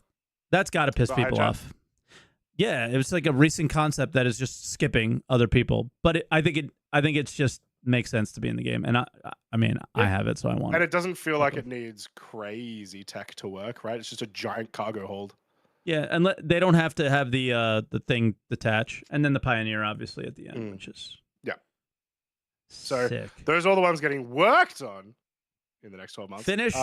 Probably not. Yeah, probably not. But it means we'll see some amount of some of those, like I said, we will be seeing next month at IAE, and then I imagine we'll see some of those, next year at some point. It'd be great to see the Iron Chad. I think that's probably the most realistic one of the big ones there to come out next year. Sure. Yep. I'm happy about that. That's what I want. The game's gone away from what I loved about it. Yeah, the RSI Apollo's there. Apparently, everybody was yelling at us. Yeah, I said the Apollo. Yeah. Okay. I think that's the direction. Like the Ironclad was. I was so hyped about it because so much of the content was pirating people in space, and it was like the perfect Yeah. for that. But then they went the direction of all the cargo stuff, which is now most of the cargo is on planets, and the ironclad is not as good for that, from what I can Yeah. No. see. So I was super hyped for it, and now a little less. Now that we know more about how um, cargo works, but Yep. yeah, I don't know anything else sticking out. Like, before we move to But callers, what were yeah, yeah. your being there experiences like? Like talking to people, what was it like to be a CitizenCon goer? Mike, it is really weird being a niche micro celebrity for Star Citizen. Oh yeah, Um, it, it it was is crazy. odd. It So happened to many me in people asking 2016. for photos and stuff. Yeah, Yeah. it's super weird. Crazy amounts of people from the Answer the Call podcast. So hello to Nice. all of you that came and said hello and Sorry, I took a wasn't photo and there. whatnot. I'm not. Me neither. I'm gonna be honest. I was very It happy was being at home. yeah, it was awesome in terms of like actual convention. Way better than last year. Like Okay. the environment, the center itself, all the decorations they did were awesome. Having the community booths could have had more space between them, but having them all be 32 SU boxes of Misk and Argo and whatever was very very cool. Um, the having the bar, like just the small effort things they went into, the bars there, they had all the drinks at the back and they were all the on brand in-game drinks, That's sick. and like titled correctly and stuff. It was so so cool. um and so that was absolutely insane, as well as just like the way that they did, other than the Friday night bar citizen, the way that they did the bar citizens over the course of the week, and getting so many opportunities to actually meet up with people. It became like a big festival almost. So Oh it was yeah. insanely cool. Um, so without a doubt, at the very least, it was. But of the two Citizen Cons I've been to, it was certainly the most memorable. Nice. Nice. I'm glad Yeah. you had fun, and thank you for streaming the line at the beginning. Oh, that's the other thing, right? Yeah. I will definitely stream that stuff going forward. But I learned a lot of stuff during that stream. My phone mic is garbage. Yep. The stick that I'm using, I'm doing this the whole time Yep. and shaking all over the place. Um, the internet there was terrible. Yeah. I tried to show everyone, if you didn't know, in the community booths, there was a bunch of prop devs that were making some of the stuff that you get from the digital goodies pack. There was a Vandal skull, a worm plushie, and I don't remember what the third thing was. But I couldn't even show that to everyone because it was just so deep into the convention center that no internet existed. Ugh. But that was certainly good fun too. Nice. Nice. Yeah, I was like, everybody go over there and support Croncy while we were watching it. And I was like, yeah, everybody was really cool apparently, and showed you Yeah, some love, which was nice. they did. Um, Yeah. Outside of that, like as being at home and Hmm. watching, it was pretty darn good. I want to say like the production in terms of like the between the panel stuff. They were Yep. making jokes with each other. It was really fun. They did a lot of merch selling ads, which was I thought was like a Hmm. little weird. But outside of that, I thought the show was like put together really well, and it was enjoyable to Yep. watch. My only feedback and criticism would be don't start with the panel you started with, because it put me to sleep. Yeah. Like Yeah. Americans are waking up at 2 o'clock in the morning to watch this thing. Like you're not going to Yeah. keep us engaged with that. So you gotta come with something stronger in the beginning. Maybe just straight Or up if you come do, with the have that video where they were in the weather. first, Have and then that show how first, you and then build be it. like, and here's how we made it. Yeah. Yeah, just hit me with something hard at the beginning, because Mhm. I needed a boost. I was struggling by the end, and it was the longest panel too. So Yep. it was like that was tough. That would be my only Yep. feedback from the whole event. But Yep. um, I'm ready to go to colors if you are. We're the Mike, there's one way more important thing that we have to talk about that we haven't talked about at all. oh shit, what? Squadron 42. Oh crap. So, firstly, Yeah. everyone was wrong. Mark Hamill did not appear. No. Literally every person was wrong. On the first day, as we were waiting in the queue, like Jared was like out there trying to like entertain everyone while we were like waiting for 20 extra minutes. He was going like, "Hey guys, don't let anyone force you to miss the redacted panel." And then like in the Dress to Kill and in the like the location ones, they had like little Star Wars snippets and stuff. It was like, Mm. oh, okay, clearly this is happening. It still didn't happen. So yeah, an hour and 20-ish minutes of Squadron 42 start. Essentially the entire prologue, from what we can tell, I imagine, at least, because you can sort of sense that it would move from there into like a flight tutorial. It spoils nothing. Yeah, pretty much. Yeah. Like all of this is stuff that we either knew or was like very easy to speculate story-wise. Yep. It was cool for the most part. I had an opinion that I mentioned to you guys when I called in that day, that I thought the cinematics and the gameplay was too long. I take that back. I watched it again today. I wrote down the times for like everything that happened, and if anything, anytime anything felt like too long, I made sure I just typed in a thing like, you know, it's getting old type thing. Yeah, it's okay. It's mostly okay. The longest cutscene is 14 minutes. And it's the section where the Squadron 42 come out. Yeah. And the longest gameplay section is 20 minutes, which is the FPS section where you're crawling and you're EVAing and stuff. Well, and so he's for the most also part, I think it's okay. going through that kind of slower than a normal gamer would probably. Exactly, yeah. Not to mention during the live, they crashed twice, one of which during the 14-minute cutscene. Yep. So it's like, all right, well, we're going to go back to the start of that one. Yeah. So I will take that back as a matter of record. I think it was fine. My now only gripe with the tutorial and whatnot, which will probably be a thing that gets fixed, is every time the player character killed a Vandal ship, it just looked weird. It looked off. The ship like decides to like, you know, start tumbling over this way. Oh, like an animation played? Sense. Yeah, it was really weird. You can just go to that. Oh, yeah, I see, like kind of arcadey almost. I just saw it real quick. So that was a little strange, but other than that, like, this is a good intro to a video game. Like, it is appropriately epic. The score, now that it's been actually recorded, or the parts have been recorded, shown, yeah, insane, really, really cool. Yeah, I was a big fan of it after I reevaluated the time. Yeah, just being a Wing Commander fan, like, this is what it is. Like, yeah, I don't know what people were expecting, but lots of cutscenes, lots of story, lots of sitting and shooting at things, but not, you know, not like epic sweaty gamer stuff, right? It's you're playing through the story essentially. It's which also it is the tutorial, like in terms of like the Vandal being, you know, trying not to die. No, their goal in the tutorial is to die as quickly as possible so that you can learn the mechanics. I imagine, or at least I hope, that the actual like flight mechanics, once we get into actual missions, they're a lot harder to fight against. Yeah, and this was on like Legatus level too, and it looked pretty simple, but I've heard from multiple people the difficulty was irrelevant. Fair enough. Not from any devs, to be fair, so it's probably also just speculation, but yeah. Yeah, it certainly didn't look too difficult, but regardless, it looked awesome, and it was a tutorial. It's not supposed to be difficult.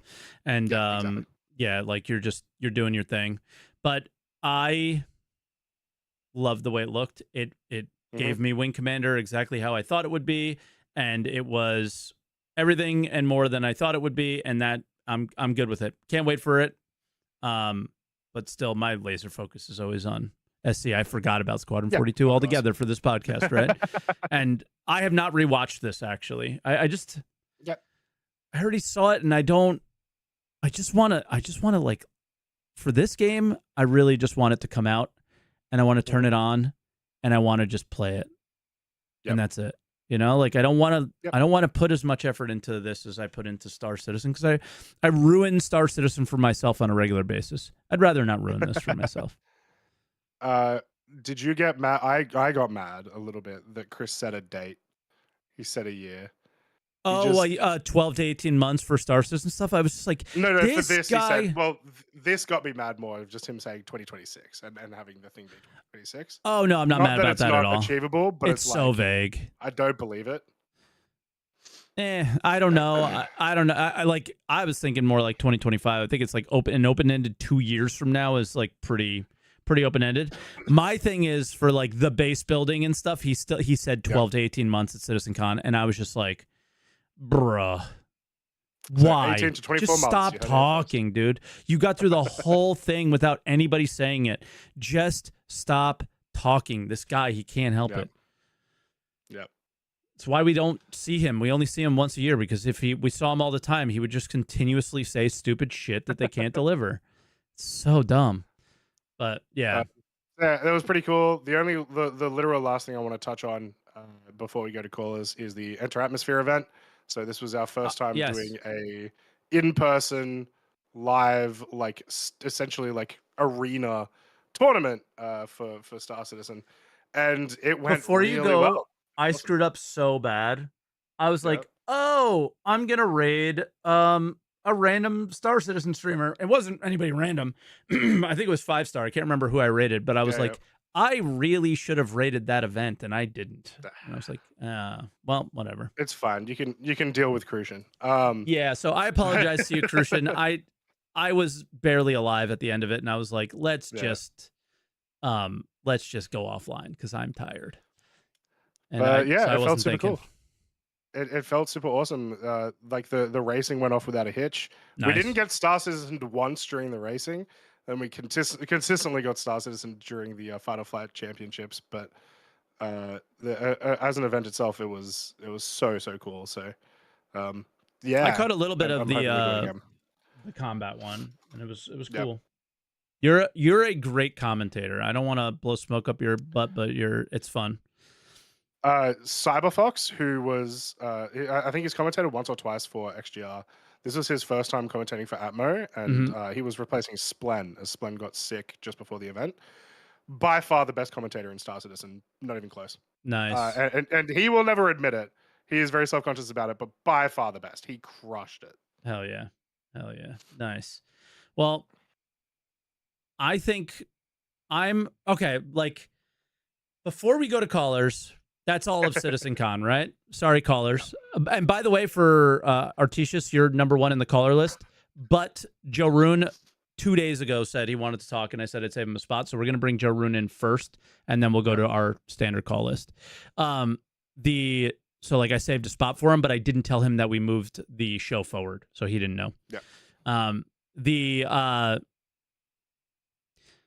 How do you feel about the next 12 to 18 months after watching this? How, like, this was a weird one. Like we talked about earlier, this was like Concept Citizen. Like it was a lot of stuff like intentions and all these things, but not coming in the next patch. A lot of it, right? Yeah, so very different to the last 3 Citizencons, where it was all like, this is stuff happening soon.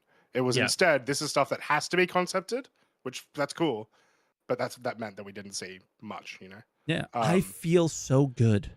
I feel at peace with what the game is going to be. Like, I watched some like hater YouTube video the other day of some guy being like commenting about me on this podcast, I believe, saying like, I really hope Star Citizen is the game I want it to be. And he made some comment of like, nobody gives a shit what you want the game to be or something like that. And I was like, oh, okay. I mean, that's fine. But I'm like, all I'm saying is like, I just wanted the game to be, like, I want to enjoy the game, right? And I feel like I can enjoy the game now. And I feel really good about what I saw. Is like, okay, they get the type of game that I want, so I'm going to stick around, and I have a really fun time to watch them build it now going forward, I think. Yeah. I got a big impression, and once again, luckily, because I got to talk to some of the devs too, I got like the impression a little bit more, but that they wanted to make a game that I want to enjoy.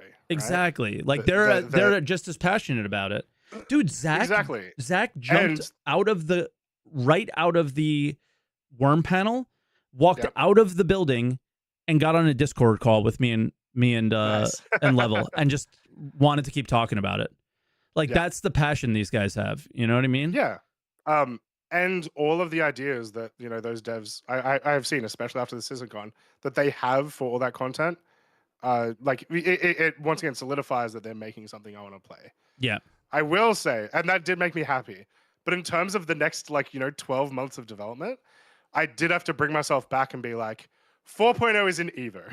We are at 4.0. Yep. This is the big patch right now. I need to get myself back into that headspace. Yeah, get out of get this. Excited for it, honestly, because it is a big deal. Yeah, it's just like it feels like the entire CitizenCon because, of course, we had to skip it. So I'm in that headspace at the moment. By the way, screw you, CRG. Stop doing Evo builds when I can't Bro, play. I goddamn Evo. know. Stop doing it on the Ah! weekends like this. They have to, but I'm like, I want to like I just watch a want to movie. jump. Like, I just want to jump. I want to watch a movie with my wife. Yeah. Like, Anyway, yeah. So it's just been a funny time the last few weeks, but I'm glad that they're grinding and trying to really get this stuff out. Yes. But yeah, yep, I'm feeling like just before we finish up I'm feeling very similar of I got to get back in the current Star Citizen headspace, but I'm staying in the current Star Citizen headspace with the future in mind. Like I said about like playing with my org, it's like, all right, well now what's fun is trying to work towards those systems. Yeah.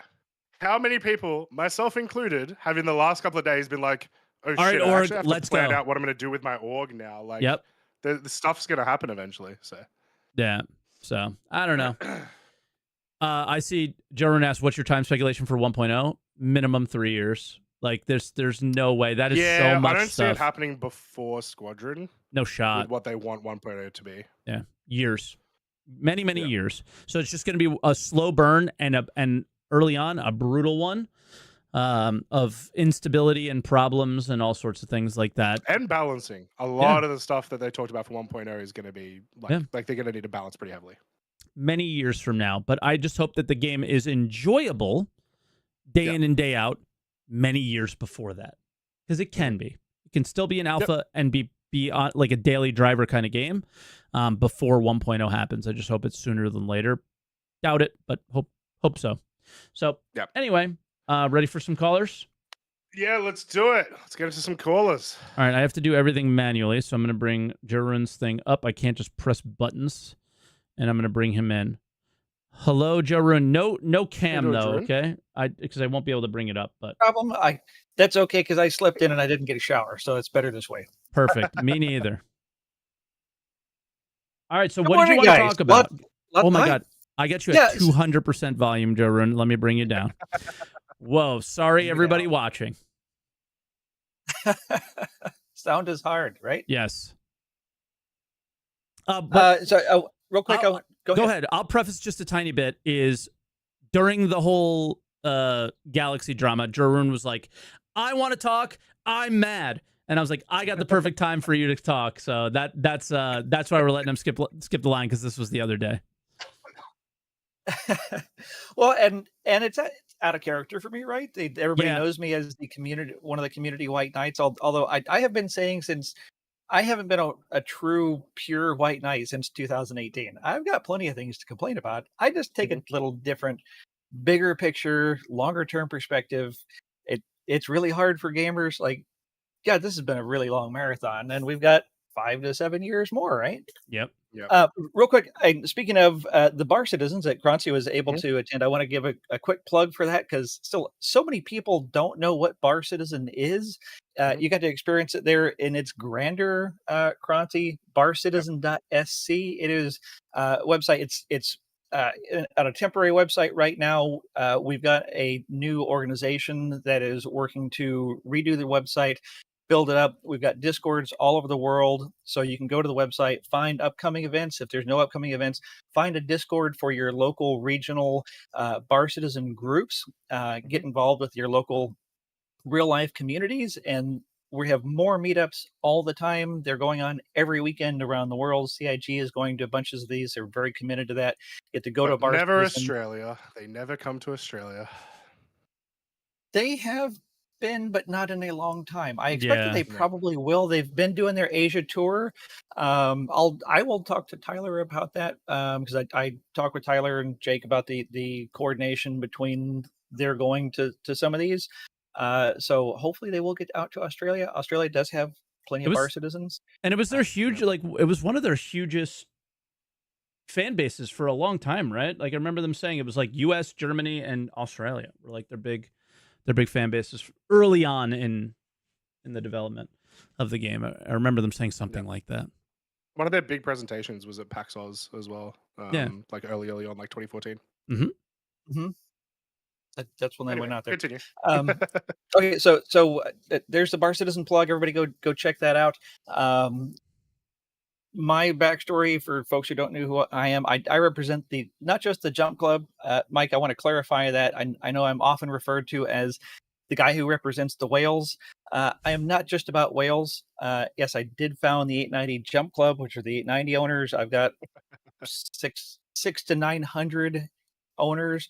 But then I also have the Yacht Club, which is for everybody. Like I represent everybody. I'm part of Bar Citizen. So I try to take a broad perspective, but I do have this perspective of dealing on a day-to-day basis since 2017 with some of the whale type people. And I know everybody resents the whale type people. No, thank you for funding our game. Why would we? They're super passionate, and they represent a pretty broad spectrum from just people who have extra money and they're addicted to spaceships, and then there's people that are org owners. So it was very interesting seeing a breadth of reactions from these folks that represent mega orgs to folks that's like, holy shit, I've got $10,000-$20,000 worth of spaceships. Most of them are large spaceships, and I was expecting to be able to at least putter around in the verse with some NPC crew when I'm not doing stuff with an org.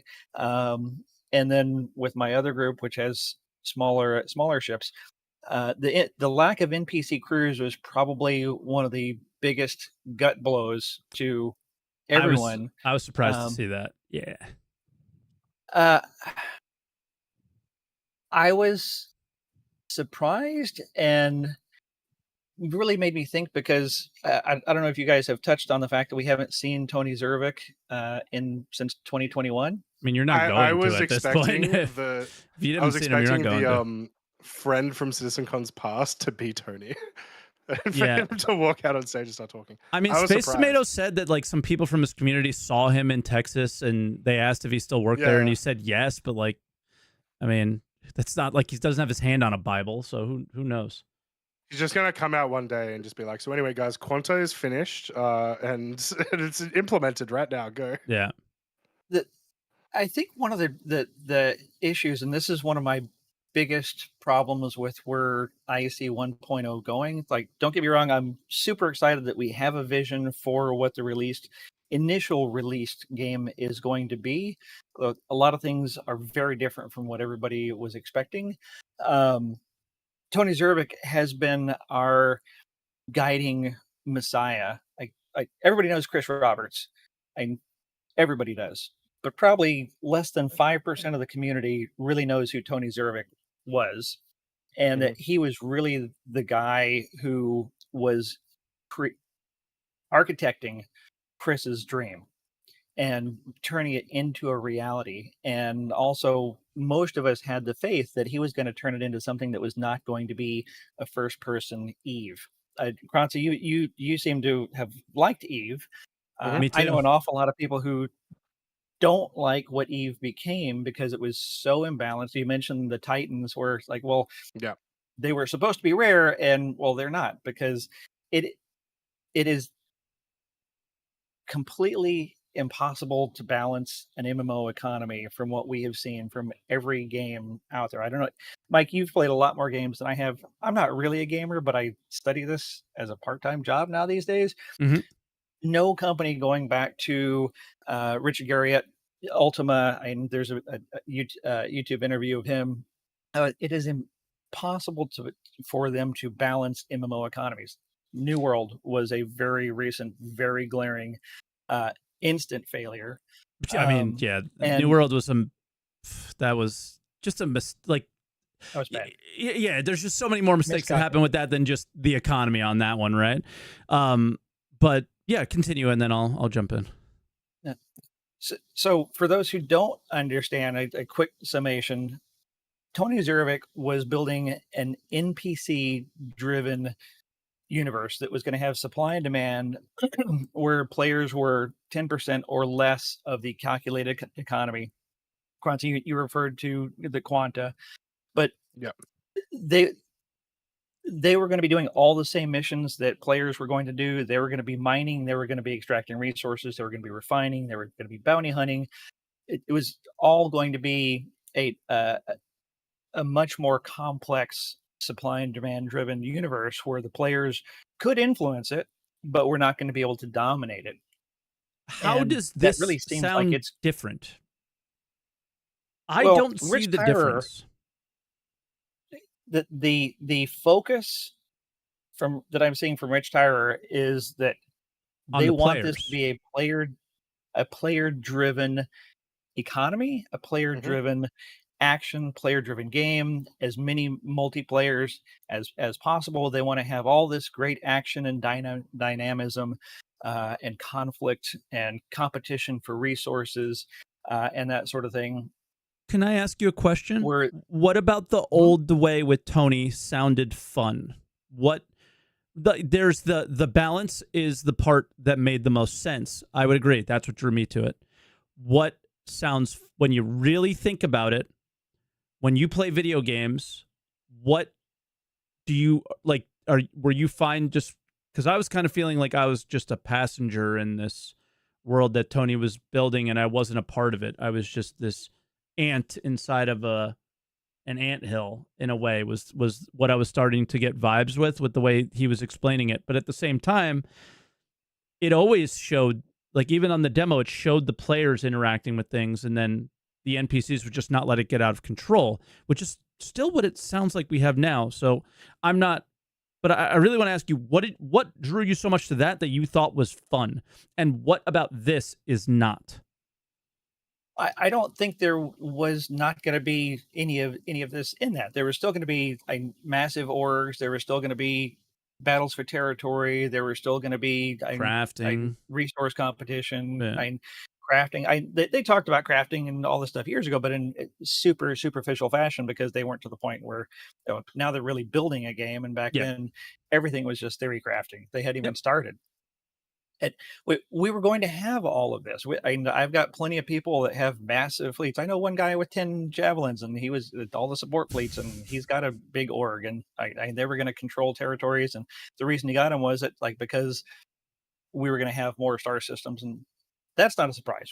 And all of us within the past several years knew that was going to get scaled back. But he was going to have these fleets and positioned in different areas for control of various territories, and all this was still going to be a part of Tony's vision, but it Well, none of that likely was. would not have But been imbalanced as we're afraid it's going to be, like Eve has become. And So I want to touch Right. on that again, just because you mentioned that before about Eve. I The think Eve's economy of incredibly Eve is not balanced. unbalanced. Yeah. The sovereignty is unbalanced, and Yeah. that's got a lot to do with some mechanics that came out a few years ago. It has possibly the best video game economy of all time. Yeah.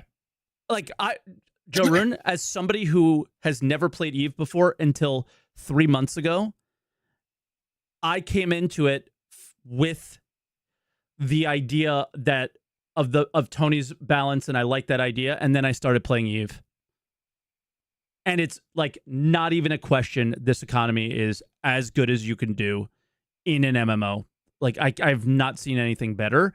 What is toxic and what is shit about Eve are the people sometimes, or the players, or the attitudes, or Also, the fact that it's like full loot and stuff, the like egos. that's what Yeah. stops a lot of people from playing the game. Also, I just want to apologize. I do have a lozenge in my throat because my throat is killing me. You're fine. You're fine. Guys, I swear I'm not trying to sound like a dick anytime I'm talking. All right, Yeah. man. I ate on stream the last time we had a podcast because I was starving. You got to do what you got to do. I was starving. So yeah, I just from my perspective, somebody who just started playing Eve, they should be trying to take the good pieces of Eve and not. They have the opportunity to go. Eve has been around for 20 years. Let's do what they did well, and let's learn from the mistakes they made. And I think that's what they're doing. If they can. Yeah. I've Well, got the concerns if about is always going to be a thing, right? And we'll always be speculating on stuff. So that's, obviously super fair.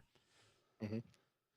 So that's one of my complex concerns that we'll see when we get closer to it and they start to try to balance these things, and whether or not as a small crafter, like you want to be an arms dealer, are you going to have the ability to get those super rare resources that are only available in Pyro, that is controlled by these mega orgs that are going to be controlling all of those resources and Yeah. not wanting anybody to come in and take them. So that's No- going to be an interesting question how that develops. Oh, I think it's simple. Like, just somebody who's played other games before, has played other games like this before, is the mega orgs won't hoard all of it for themselves. Money has to matter in the game, right? So you use some of it, but you also have to make money. And well, your mega whales, your friends, some of these guys that you're friends with, the guy with 10 javelins, I imagine he's not just buying javelins. I imagine he's going to buy credits as well to make his situation a little bit easier, right? I don't know this guy. I'm not going to speculate. I'm just giving an example, right? The people are going to be buying gold in this game. That's going to be something that's available. And the players in the big orgs are going to sell to not just players who are buying gold, but solo players who are grinding for UEC and all that stuff. And they're going to put the rarest materials on the market to buy as well, because they're going to need money to buy the fuel to run their space stations or whatever, right? Like, the idea here is that everybody's going to need everybody, but they don't necessarily have to work directly together in a Discord all at the same time. Like, hopefully it's, hey, there's 10,000 SCU of fuel for our station over there. We need to go buy it. Well, we don't have enough money. All right, go put some of the rare sandworm stuff on the market. All right, cool, let's go. Yeah. Right? Like, that's how I see it. But again, it can go your way, like where your concerns are. It can go that way. It's possible. It can go my way, where it's all rainbows and butterflies, and it's exactly the game I want. It's probably going to be somewhere in the middle, right? I hope it's rainbows and butterflies for everybody, because there are a lot of players out there, and like what you've got a large active org. I've got a large active org. I expect to have I have a small unactive org, but yeah, it's fine. But a lot of our gameplay, we plan on doing stuff with a lot of people and having those kinds of resources. And okay, well, if I want to go out and take my whatever ship out, like Pioneer, and I need to get a crew of people, I can go in and say, okay, we're on Saturday, we're going to take 4 to 6 hours, and we need to have a dozen people crewing this, and that's how we're going to do that. I think the gut blow to so many people that bought medium ships, like the Carrack, the Starfarer, you need the ships that need 3 to 5 crew. That if you only have an hour or two a day to play, you're not going to be able to use those ships, because every single time you have to have those other crew on your ship at all times, because it's not going to be this alpha jumping back and forth. Yeah. And it's like, all right, well, everybody just pop over here. It's like, you're going to be persistent on this ship in one of these 5-star systems, and you have to stay there, and you can only play when those people can play with you on that ship. Not necessarily, I think but it really makes... Not necessarily, because you have that party finder now, which is a really useful thing for that, right? But I see. I'm going to stop you just because my chat's being toxic, and I'm stopping them because they're wrong. They're saying good, like screw you, good. You bought a ship that was multi-crew, and let's that's what they're saying, and I don't agree with that. You got to remember, all the way back to 10 for the chairman, you have Chris Roberts going on camera saying NPC crew is going to be a thing, going back to the first thing we talked about when he came in here, right? And that's one of those things where I do hope... a few years ago.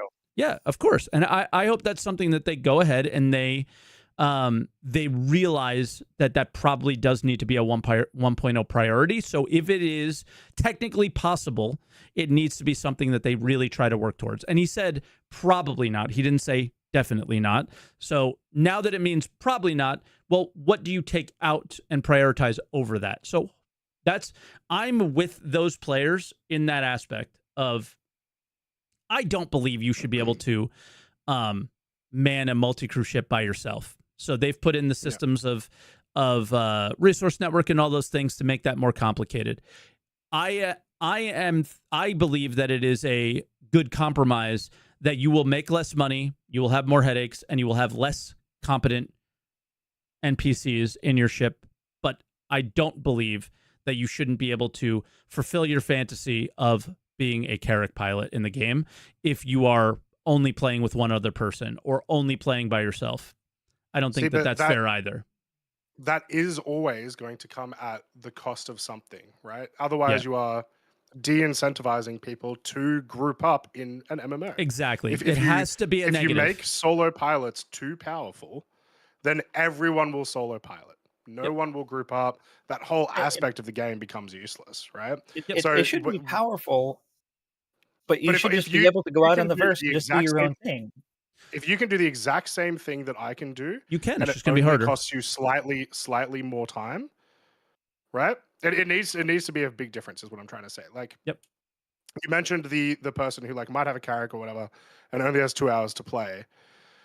Well, then the character just isn't going to be a good ship for them, and I don't think that's a problem. I think that's fine. I don't agree, but there needs to be a back and forth, and most of the time it's going to be in that. If you are trying to solo a ship that requires multiple people, it's going to be time rather than difficulty, because it's too hard. But what about NPC crew? What about NPC crew? Like, that's the part that is it's always been a part of the conversation.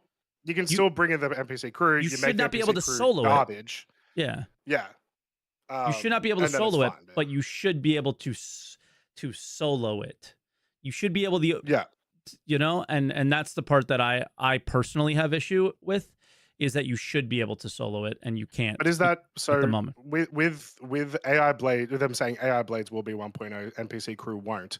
Is that not the exact same thing? Is that not, I'm going to go do this combat mission? I've got the blades that is letting me do this mission harder, because the blades will be garbage. But it'll let me do the mission harder, but solo. It's still going to take longer, and that's just going to be the thing. Blades can't do what NPCs can do is the issue. Only where it comes to turrets, NPCs can't do anything at the moment. So yeah, but that's... and we all I was going to say we all know, but like obviously most people don't seem to realize that this is all server dependent. Like when servers are operating, you get a 30 FPS server and a low pop. Those NPCs are mind-blowingly good. Yeah. But it's not about combat missions. It's about, like, if somebody wants to go out and they want to have a mining ship, like a mole, and okay, you want to have an NPC pilot, maybe an engineer, and you want to do mining or something. For a random example of a small 3 to 4 person ship that they just want to go off and just enjoy space. They just want to just do their own thing. Well, you don't need a crew for that necessarily. Socialize. Yeah. Not right now, but with the engineering systems coming in. Well, even with engineering, you still don't. The only time engineering really comes into it is if you end up in combat situations, or you end up, like in the mole example, if you accidentally, overcharge a thing too much and you need to start repairing yourself, right? So most of the time, if your goal is just to enjoy space, you can do that. And I don't think that us not getting NPC crews in 1.0 takes away from that really much at all. I don't believe that solo players should control the way the game is played. I believe that everybody should have an enjoyable experience, but I also don't think that if you bought into the idea that you were going to be a solo pilot Carrack and dominate, like that's the attitude that I have an issue with, and I don't think that's what Joe Rune is saying, but I do think that is the attitude that I often see on the forums, that I often see on Reddit, that I've just seen the way the players act. Yeah, is that they feel entitled to everything, and you're not entitled to anything. And that is completely opposite of what most people are. The forum trolls are the forum trolls, and that's why I never go on the forums, because they are the worst sort of people. I haven't been on Spectrum in months. Yeah, I talked to so many people in the community that they saved up a bunch of money, and they bought a $300 to $500 ship that they just want to be able to spend time on, enjoying this beautiful immersive space simulation, and go off and do their own thing without having. They're not competing. They're not trying to dominate. They just want to go enjoy their spaceship in space. Then they'll be fine without an NPC crew, most likely. I believe. Yeah. I don't know. Have you been attacked by NPCs when you're trying to do cargo by yourself? Like, that sucks. Well, Like, I was running missions dude, to some outposts, that sucks and for like, just this anybody. cutlass ruined my day. That sucks for anybody in this game, period. The moment you get out of your ship and you can't defend it at all is bad. But AI blades I don't likely could help think you with that. NPC crew will make that feel any better, right? Like because you got to remember as well, NPC crew are going to be worse than players, in like every single situation. Even So- just on an aspect of like communication, I can't literally talk to. Have you seen some of the players? For sure. That's where I was going. Like a really good player is always going to be better than a mediocre player, or that guy. You know, referring to it. It's like there's always that guy, and then there's wife aggro, pet aggro, kid aggro, or they got to go to the bathroom, or they got a phone call. It's like, oh, we're right in the middle of battle. It's like, oh, my boss just called. I'll be back, and like, and they never come back. I will say, and reliability with less efficiency. Jorun, this is where we'll probably end it, but I want to say one last thing is I have no time for I only have 2 hours to play conversation though. And you're playing an MMO. It never turns off. We will achieve the same goals over time, and you will just achieve them slower than I will. If I get to play 8 hours a day, which maybe I will, maybe I won't, I get to my goals sooner than your goals if they're the same, but it's an MMO. It never turns off. You will get to them in the same amount of playtime that I will. Yeah. And that's not an issue with Star Citizen. That's a fact of the genre. Right? Yeah. So that argument I have zero time for from anybody, but you heard me. I am defending this NPC crew thing hard because that's what was said. You made purchases based off of it. It goes right back to the Galaxy conversation. You got to hold to that kind of stuff. I should be able to fly my Carrack by myself. I will just not be able to kill a sandworm with it, whereas a fully crewed one might be able to, something like that, right? You can't have the expectation of I'm going to be able to do everything as good as everyone else, but I should be able to fly around and experience the game. And most likely, you're going to be able to do those things even without any crew in something like a Carrack. The engineering thing sounds like it's going to give you enough time to, hey, I can go to the panel and vent that room. I can go down there and repair that thing if I come prepared. So we'll see. But that's where I'm at with that. But yeah, you obviously I'm not going to be the last person to talk. We always let you be the last one to talk. So if you have any final thoughts before we go to callers, because there's a lot of people in line and we usually only keep them to 5 minutes, but you're a very special guest and I think people understand. I appreciate the chat. It's an exciting topic. Lots of good and unknown things coming. Lots of speculation. Lots of unknown. It's gonna be a fun ride. Yes, Thanks, sir. guys. All right, thank you, Joe Rowan. Cheers for calling in. We appreciate it. Be good, man. All right. So now we will bring in Artesius, but again, I am less organized than ever before. Yeah, this is. I've experienced a lot of Artesius in the last week. It's been interesting. So now we get to talk to him. That's what happens when I'm not streaming. He has to come over here. Yep. You can have him back. Hello, Artesius. Hello, how are you guys doing? Hello. I'm sick. Yeah, well, we know that. We don't care. Yeah, fair. Just get better. What would you like to talk about? Spell it right. Yes. So I kind of tried my best not to watch anything related to Citizencon, so I could come in here a week later and then go, what was the most memorable moments for me? Because that's the stuff that's going to stick with you. So crafting was a big one. Yep. Zach doing it's absolute cinema was awesome. Probably one of my favorite bits. Jared pulling a hamstring really stuck with me for some reason. Oh my god, have you checked on Twitter? He like messed up his leg. Oh, did he? Yeah, he really messed up his laughing. leg. Something about, because this happened last year with Xylo. Something about CIG devs just hurting themselves on stage. I don't know. Yeah. And then crafting was a big one, but I used to play WoW a lot. So the only thing with crafting and item stats I'm concerned about is item score gatekeeping coming in. Because that was a big part I hadn't thought of about WoW. it. So Can you describe for example, item Mike, gatekeeping. So I never played in WoW. Star Citizen with their system, it would essentially be like, hey, we're going to go do Xenothreat, tier 4 ships and above only. In that like social platform, like we're not no plebs allowed because we're not putting up with your bullshit.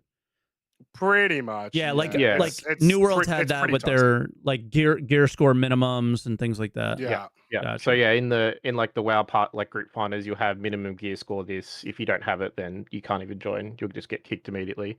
So Yeah. yeah, Oh, that that's can breed a happening lot for of sure. toxicity.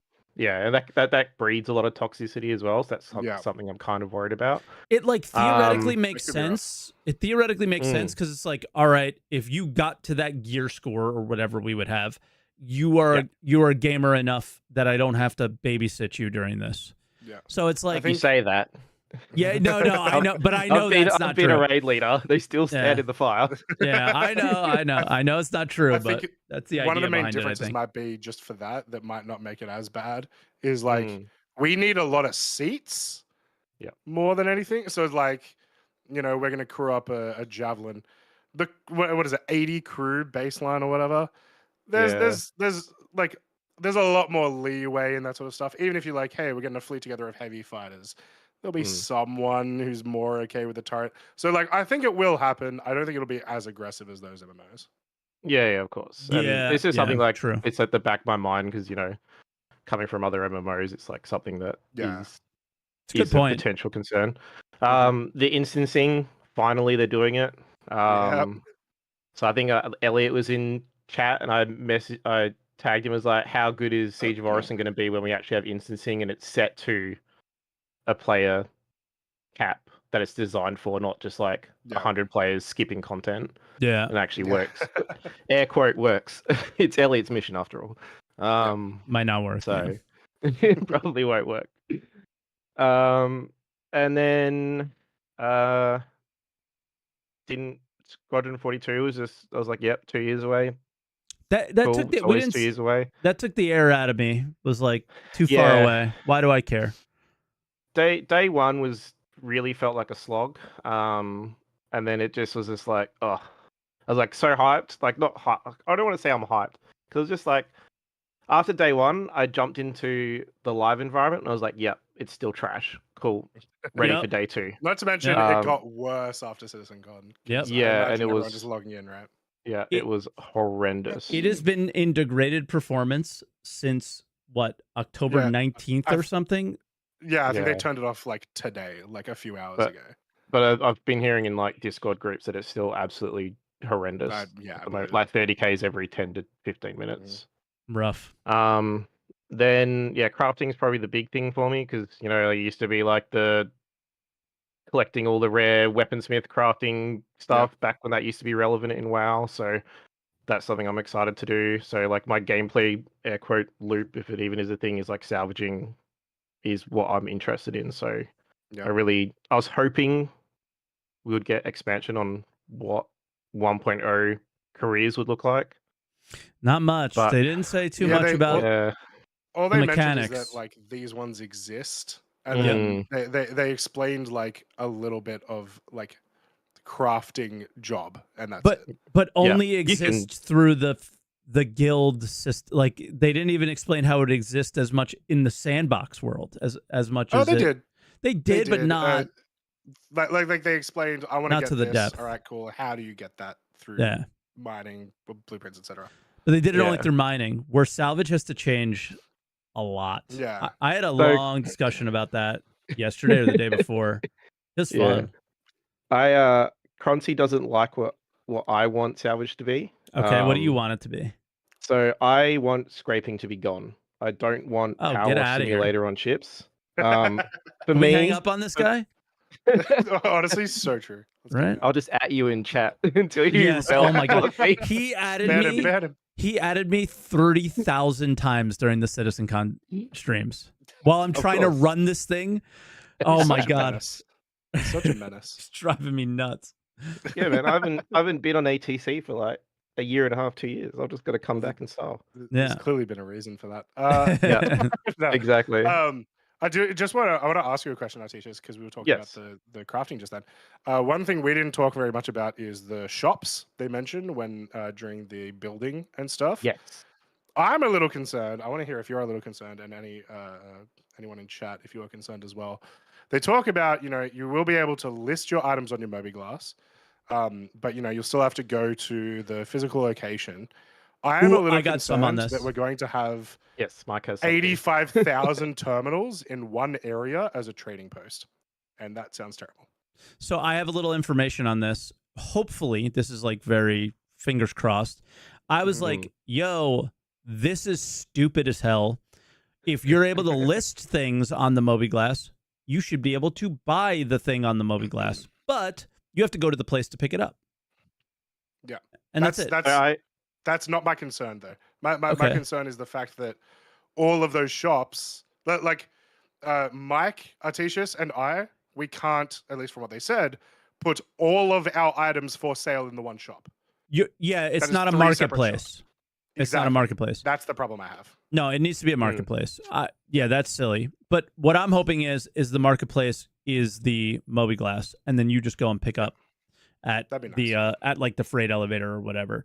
And Jake was in chat, and he was like, "Yo, that's actually a good idea. I'm gonna just shoot it up the ladder and see what happens." So we'll see what happens. I think they should go one further to implement the play base into it. Is that you have the option, if you buy that item on the Mobiglass, to create a mission for someone to deliver that item to your home base or a specific location for you to pick that up, so you don't have to manually go to pick it up.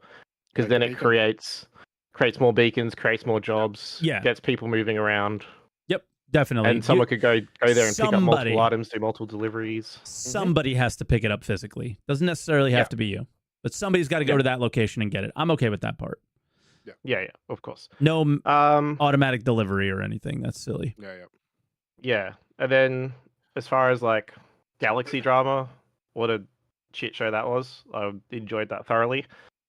So like my main issue with it is that he didn't I don't consider what he did apologizing. He pretty much just went, "You misunderstood me."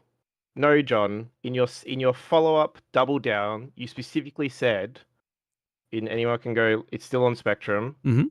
You said the drones don't work with the Galaxy. But what we have planned for base building, the drones don't fit, they don't work. It's not happening.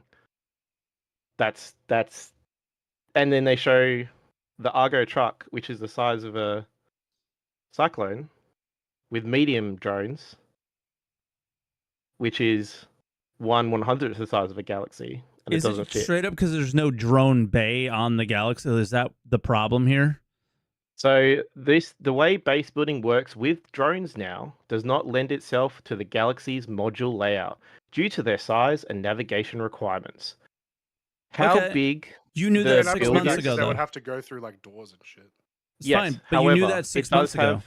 Yeah. Like, well, they would have when they changed from the to the Perseus. They would have had to sit down and go, what does the Galaxy need to be finished? What does the Perseus need to be finished? And they would have talked about it then and go, oh, we can't do the base building module because marketing wants us to sell the build. Yeah, which instead. we all know is what happened. But yeah, I don't know why they made the head of the build ribbed, or the Starlance ribbed, but that was weird. And okay, thanks CIG. Ribbed. What a weird spaceship. Sorry, just what a transition from like, goddamn, John doing all this stuff. Also, penis. What the hell's with the shape of this thing?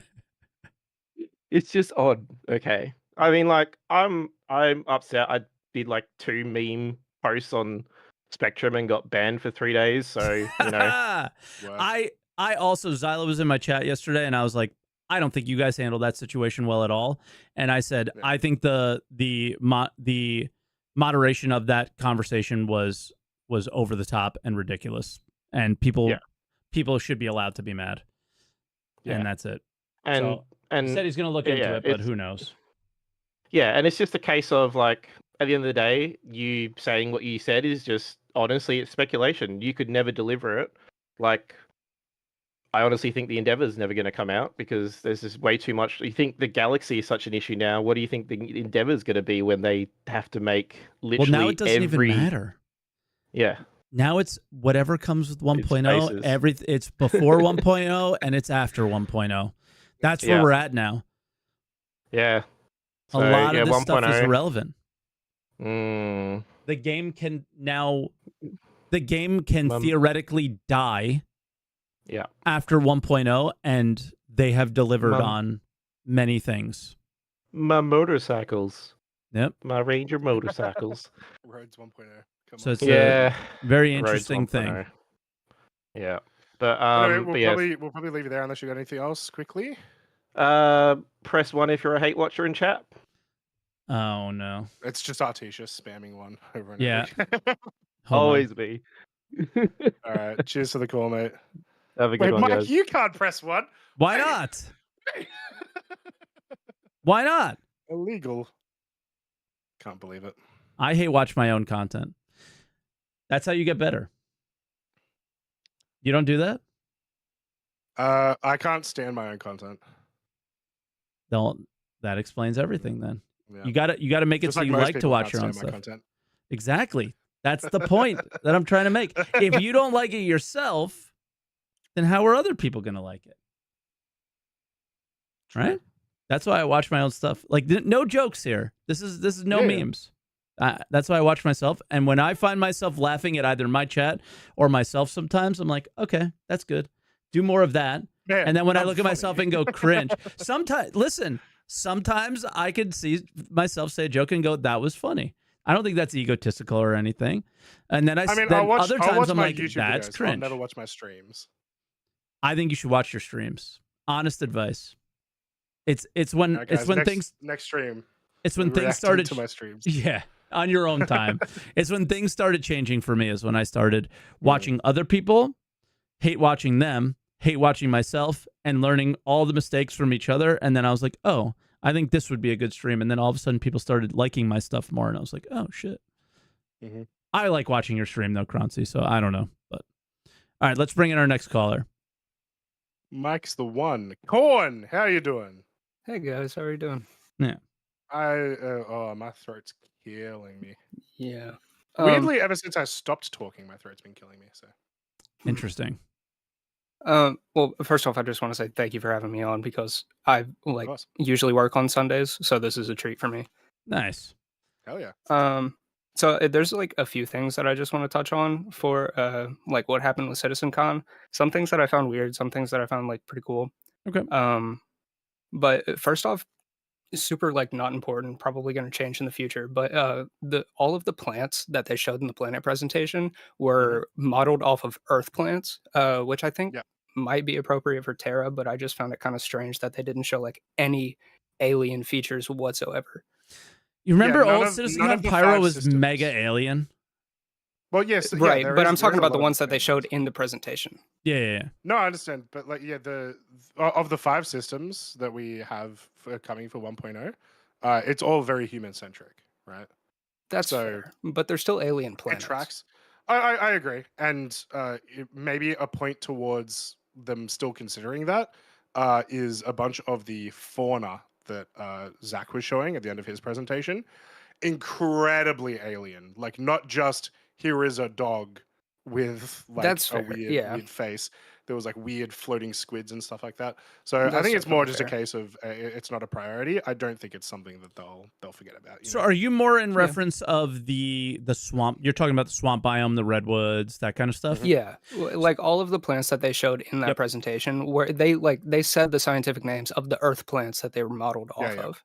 Yes. So I have some lore that I think, if I remember correctly, is the reasons why is, well, when you terraform things for humans, you have to bring the plants that create the oxygen the way humans would do it, right? Or whatever. So I think that was the lore behind that but then to the opposite point, you have Croncy pointing out that, a space cow with eggs on it isn't exactly a cow that would be, or a, like a bison that would be, spreading fertilizer across the plains of the United States or anything, right? So, like, if that philosophy sticks, I just have the fear that like it could lead to like a instead of like Red Stanton, it's just like, oh, this is Yellow Earth, like that kind of thing. Or Like every planet just kind of looks like Earth or resembles Earth, and I don't Yeah. really want that. But I like I think said, that's not an Yeah. important topic like whatsoever. It's just like an observation that I had while I was watching. Sure. I will also just say, I think within the first 5 systems, I think there's enough variation, once again, lore-wise, because we've only seen Pyro and Stanton. I think there's enough variation lore-wise between the planets to be, yes, like they're all Earth, but they've all got different biomes. Yeah. In addition, as Castra is going to be one of our 5 systems, and it borders Jean systems, I Mhm. would not be surprised if the first, expansion, dare I say, after 1.0 involves bringing some of those more alien planets to us. Oh, that's a I good could see point. Like, that. to take my point and flip it right on me is, Croncy, your camera froze. If you're still here, I am. okay, you're back. You're back. You're back. The to flip my whole point on me is, well, we're friends with the Banu. We're friends with the Xi'an. Mhm. Why Mhm. wouldn't we maybe use plants that do things better? Yeah. Something like that. Yeah, So that's fair. Yeah. One other thing in the planet presentation, I thought that clusters were a really cool idea, and I think I hope that they lead to more cohesive mission chains. Since like everything is so close together, like you can Yeah. and they relate to each other. I just feel like you're going to be able to go zip zip zip and like do multiple different things to Mhm. a complete more not fulfilling but more in-depth mission instead of just go Yeah. here, do this thing, leave. yeah, Well, even good think like news. Elliot explicitly said he narratively. wants to do that. So Yeah. yeah, Yeah, well, whether it works or not, we'll see. But yeah, I imagine we'll get sort of missions like it take your eliminate all, but it's instead, you've got to take out all of the ones from this whole cluster, yeah, right? Mm, Go do a lot more moving around. I imagine is coming. it's cool. And then the fact that it's like a mining cluster is near a resource, so Mhm. I'm going to a mining cluster, but I also find the resources that I might want there. Is cool. mhm. And there might be more risk to get those resources because there's NPCs defending it, and so they might be higher value, and like it just starts, adding layers on top of it. So yeah. Yeah. Yeah. They all add to each other. Yeah. When it comes to org stuff, I loved Mhm. like everything that they mentioned, but I was really surprised to see that the things like that they didn't add, like the one like major thing that really stuck out to me that they didn't say anything about was having like org ships. Um They it's slightly Sort of. touched on it. Like, you're Yeah. gonna have It's org Did I like miss it? hangars. They said org hangars. Yeah. I Yeah. just I really want to have like like since we're going to be able to craft these big ships in Mhm. stations, I really want to have the ability for like everybody in my org or like select people in my org to be able to like call this ship from ATC.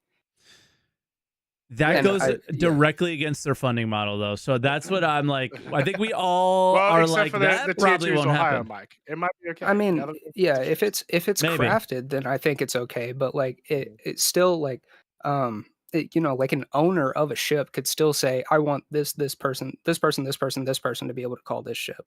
Like it doesn't Yeah. have to be everybody, but the owner of the ship could still like dictate those things. Hmm. Yeah, they alluded to it as a possibility, but yeah, you're exactly right. They didn't really touch on it. Yeah. So Only so many as they hours. continue, we'll find out. We have many Yeah. years for And them to touch on it before it even gets remotely close, which Yeah. is a bummer. that's Whoa, that's this is fair. wild. I mean, I'm sorry, just to point this out. I was at this exact location in Pyro yesterday on this moon. Well, there you go. That's weird. And I went there randomly and chose a random spot. So unless they're exactly like, I was literally at this location. that's So. the little island on the Clio looking Yeah. moon. Yeah. Yeah. So That's I don't That know. is very cool and interesting, Mike. Shut up. I'm going to go back and rewatch this and realize I shouldn't have said that. Squadron. I really narratively, I think it's a really cool way that they like establish the player character's progression like professionally within the Navy. I think that's super cool, and I can like see the potential of that. Even if it's like not an amazing game, I think that it will be spectacular, like in the true sense of the word. I think that it will be a spectacle. Yeah. And I'm excited for like just a narrative experience that I can enjoy. I also really liked the design of the Vanduul ships. That's Oh, something that I've really been yes. excited about for a very long time. I'm very excited for the Vanduul redesign. All They're the like badass. VFX of all the weapons was so Yeah. cool. They were all really nice. I also really liked the ships that the actual Squadron 42 were using. They like seemed super experimental and very custom, and I really appreciated that. That is one Yeah. thing that I would love to see with ship crafting. To be able to like make something with ships that is like truly your own, and that like really leads into, you know, like ship crafting, but also craftable items being able to be sold, and like you could really like it, because that's something that I'm really interested in the game is mercantile gameplay. I want to like be really good at making things, and I want to sell those really good things to players. So like being able to like customize ships in my own specific way, or my org's own specific like distinct way, and being able to sell that to people, and people being able to like look at that ship and be like, oh, that's a Bel Earth ship, you know. I think that would be really cool. Yeah. Yeah. They also showed off what was it, the year before, in like one of the snippets for the squadron, there was that cutlass that was like super heavily modified. Oh yeah. Oh yeah, we didn't see those actually because we only did the Vanduul, so we didn't get the what were they called, shipjackers or something like that. Damn son. Yeah, they have some faction name, but they have like special modded versions of the civilian ships, which are super cool. Yeah. I also wasn't like. Hold on. Really. Well, I'll be right back. Oh, Somebody's knocking on the door. Go ahead though. Okay. One thing that I was also pretty like, I wasn't worried about the cutscenes really, because like this is a prologue. I feel like this is going to be like one of the parts of the game that is very like, you know, I think that this is going to be a cutscene heavy part of the game, but I don't think that the game will be extremely cutscene heavy. Yeah, like I said, like that was originally my concern, but after rewatching it, I take it back. I think it'll be fine. No issues here. My wife locked herself out. Oh. All right. The last thing that I really wanted to say, yesterday, while like during the 4.0 test, I got kind of bored, to be honest, and I had a little spurt, and I mapped out the first 5 systems and like all of the systems that they connect to. There are 12 systems that they connect to total. 3 of those 5 all connect to Hadrian, which is odd because like there's really nothing on Hadrian other than a flotilla that is like a Xi'an Mall. Okay. Cool. Yeah. That's the only thing that's there. I mean, we have like to start getting systems that are relatively empty too at some point. That's which that's most true. of them are. Lore-wise, most of the systems are like they are not Stanton, they are not Terra, they are not Pyro. They're a lot more like Castra. You need hubs. Hubs where we all hang out, but places where we go for content. Right? And Pyro, Castra, and Nyx all like branch in one direction, galactic map wise, and then Terra is like completely on the other side. So you can kind of like, when you look at the map, you can kind of like see what directions they're really trying to. You can see like what directions they're trying to branch out into, and like the direction that things are going to go release wise. Cool. Well, I'll jump in, Corin, and say we'll probably close you off here because Croncy's throat's about to die, and we got 3 more callers we have to get to. So we'll I appreciate you calling though, and I'm glad you have off on Sunday and you got to enjoy the show. Yeah, guys, thanks for having me. Yeah, man. All right, be good. Catch you around. Bye now. Peace. All right, let me again. Way more clicking than buttons than I had before. Let's bring in Tubbs. Tubbs, how you doing? Tubbs. G'day, gentlemen. There we go. What Howdy. up? Not much. It's Sunday for him. It's 4:30 on Monday for me. Work Mondays, but public holiday. So nice. I thought I sound like you're from New Zealand. Yeah. I think it's 2:30 for Croncy, I think, roughly. Yeah. Anyway, I'll be fast since this has gone on for so long already. The show. So you guys talked about the economy before. I really want to talk about that, but they didn't mention it at all at Citizencon. Yeah, very little. I think, which was disappointing for me. But overall, they mentioned the economy, but only within the context of crafting, pretty much. yeah, Mhm. yeah. I would have liked to see more talk about how it's going to be done, because they talked about effort versus reward, and I think that's a silly system. But anyway, that's beside the point. Felt like last year's Citizencon, I was very excited for the Q1 patch. I was like, oh, I've seen all this stuff at Citizencon and it's coming. And I just feel like I don't even know what even the plan is for 4.1 or 4.2. Let's get It's 4.0 just- first. Like Yeah, even yeah, exactly. even doing the Evo playthrough, like we didn't talk about that at all. I just feel like a tourist right now. It's very art focused, not very gameplay focused. I'm okay with that personally. I don't want it to be spoiled for myself too much, especially like with them opening up Evo. I just feel like everything's content now, and it's just like I don't get to enjoy the game at all. And I'm fine with that. And but yeah, there's not a lot there, man. So like at the moment, it's hard to see even the vision for 4.0 within the context of 1.0. I will say Jake did mention that they are going to do the roadmap roundup this coming week. Okay. And that it was a big one. So True. No, it doesn't give us a lot of context, but like I imagine we could see some 4.1 stuff there. Jake's also like the most important person now going forward with the 1.0 vision being laid out on a roadmap now, right? Yeah. Super, super important. Which actually that might be the case. The roadmap roundup literally might just be 1.0, here are the features. 5 years down the line, let's see. Sorry, continue, Tubbs. No, you're right. My main point is to do with the blueprint system and the issues I think that it's going to cause. I don't know if any of you ever played Rust back in the day, but there was a blueprint system that's changed a lot over the years, and they've struggled a lot to get it right. Essentially, you would start a wipe. You'd have no blueprints. This is way back. You'd collect blueprint fragments.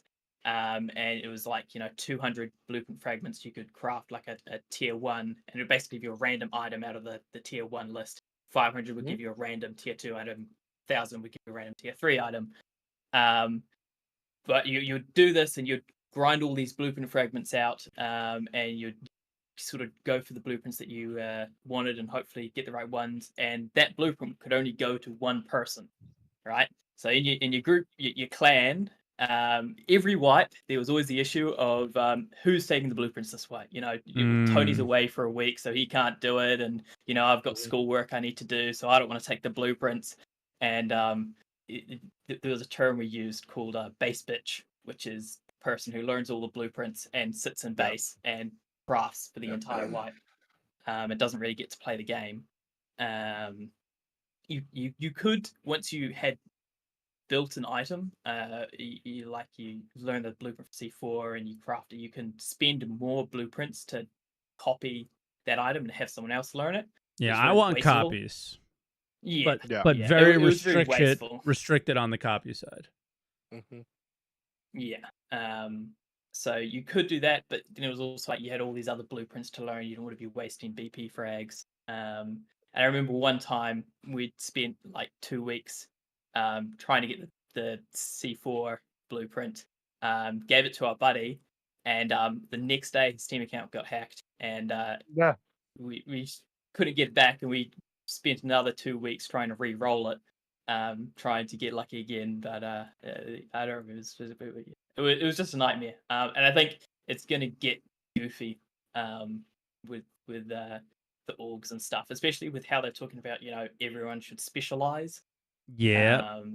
And you're going to be like, oh well, we want to be building Hornets, but our Hornet guy is offline or away for a week. Like, there needs to be some sort of solution, like either copies or if they didn't want to go down the route of copying, they could do sort of like a every crafting station has an assigned thing, and you just basically, the person who has that recipe goes to that station, says this is going to be crafting tier 5 Hornets, and then that's all that crafts until someone changes it. He doesn't have to come back every time to reinitiate it or something like that. It needs to be. I don't know what the answer is, but I think your concerns are really valid and make a lot of sense. I have a big question. Well, sorry, I do, but it depends on the answer to the question. Okay.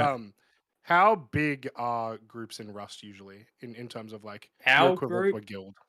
our group was like 20 people. The Is that biggest average groups or you is that see are like 50 people. I feel like 20 uh, people is a pretty decent clan. okay? Most groups are So like average is 10, probably so 10.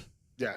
That yeah, is probably why it won't be much of a concern in Eve, in Eve, in Star Citizen, yeah. because of the pure amount of people that you'll have in your org and stuff like that. You will 100% have multiple people specializing into the same sort of thing, especially because you can still just make the money from it, right? You don't have to always be crafting stuff for your org itself.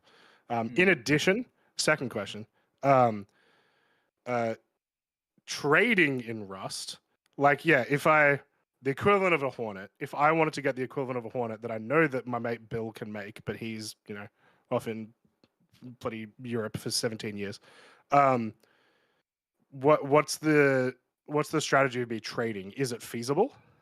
Yeah, you could do it, but to learn that blueprint, you'd have to spend, if it's a tier 3 item, you'd have to spend, I think it was like 1,500 But to but do learn you that have to item. learn the blueprint to buy the item then? No, you don't, but Yeah, it no, was that's what never. I'm saying. Yeah, Like it's a very fast yeah, game. Like you get stuff and yeah. you lose stuff, Yeah, very because fast. as long So as I can still acquire those items, which like in Star yeah, Citizen would be what I would hope would be the case, then it becomes a lot less of an issue. that is Yeah. a good point. If It you're is, able yeah, to you buy the just blueprints, and the whole other thing is you're gonna want, if you're making Hornets, you're probably gonna want 5 blueprints of Hornets and crafting 20 at a Yep. time to make 100 more quickly. Yep. yeah, you'll want the scale. Yeah. So it just comes down to like, are we really worried about the super rare blueprints? Or are we worried Yeah, about like all blueprints? who's Yeah. the guy that has the Bengal blueprint? What happens if he kicks the bucket or something? Yeah, Yeah. who will own them? Your concerns are real, and I'm worrying about them now as well. Oh, I'm 'Cause- sorry, Mr. No, Mike. it's okay. No, it's a good thing to bring up now I before think they build it. I think it'll mostly be fine. Just as long as we can easily acquire, even if we have to spend a ton of money, we can easily acquire those things from other people who have built them. Yeah. Then it becomes Maybe. a lot less of a problem. It just comes down to, is it more like Eve where it's a bunch of people that are kind of doing their own thing, but within the guise of this huge alliance? Like at least that's what Yeah. I see in Pandemic Horde. Mm, Is it's just this Yeah. huge alliance with thousands and thousands of people, but everybody's just kind of doing their own thing, and the alliance Yeah. is just there to like build a bubble around you for you to have like fun content, or say, hey, we're gonna go over there and fight those people. Yeah. And then the FC is there, and buys all the ships or makes the ships for you, and then you go and do a fleet with them or something. It's hard to say. We need to see how Star Citizen evolves before we go, Yeah. this is how it should be, right? Because you kind of Yeah. have to let it be first, and then we'll see. But I see the issue of, we need to make these Hornets, dude. And the guys offline, what do we do? And then now we got to go buy 10 more blueprints of Hornets because dude just decided he wanted to stop playing. It'd be way cooler to have, org access to those things, whether he's playing or not. But yeah, So Get much better to do with org friends. access That's and the the answer. ships. Yeah. Yeah, like with the ships as well. Like the previous guy before me was talking about another. I think we'll see as ships become more physicalized and less claimy. You can just stick them in the org and give people in your org permissions. So I think that'll be solved. hopefully. Yeah.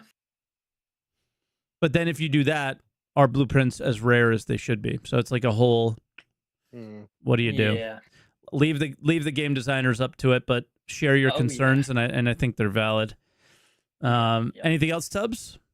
One last thing, very Let's do quickly. I think they mentioned they were talking about how insurance wasn't going to cover the cost of components, and that was going to be one way to force, punish losing your ship.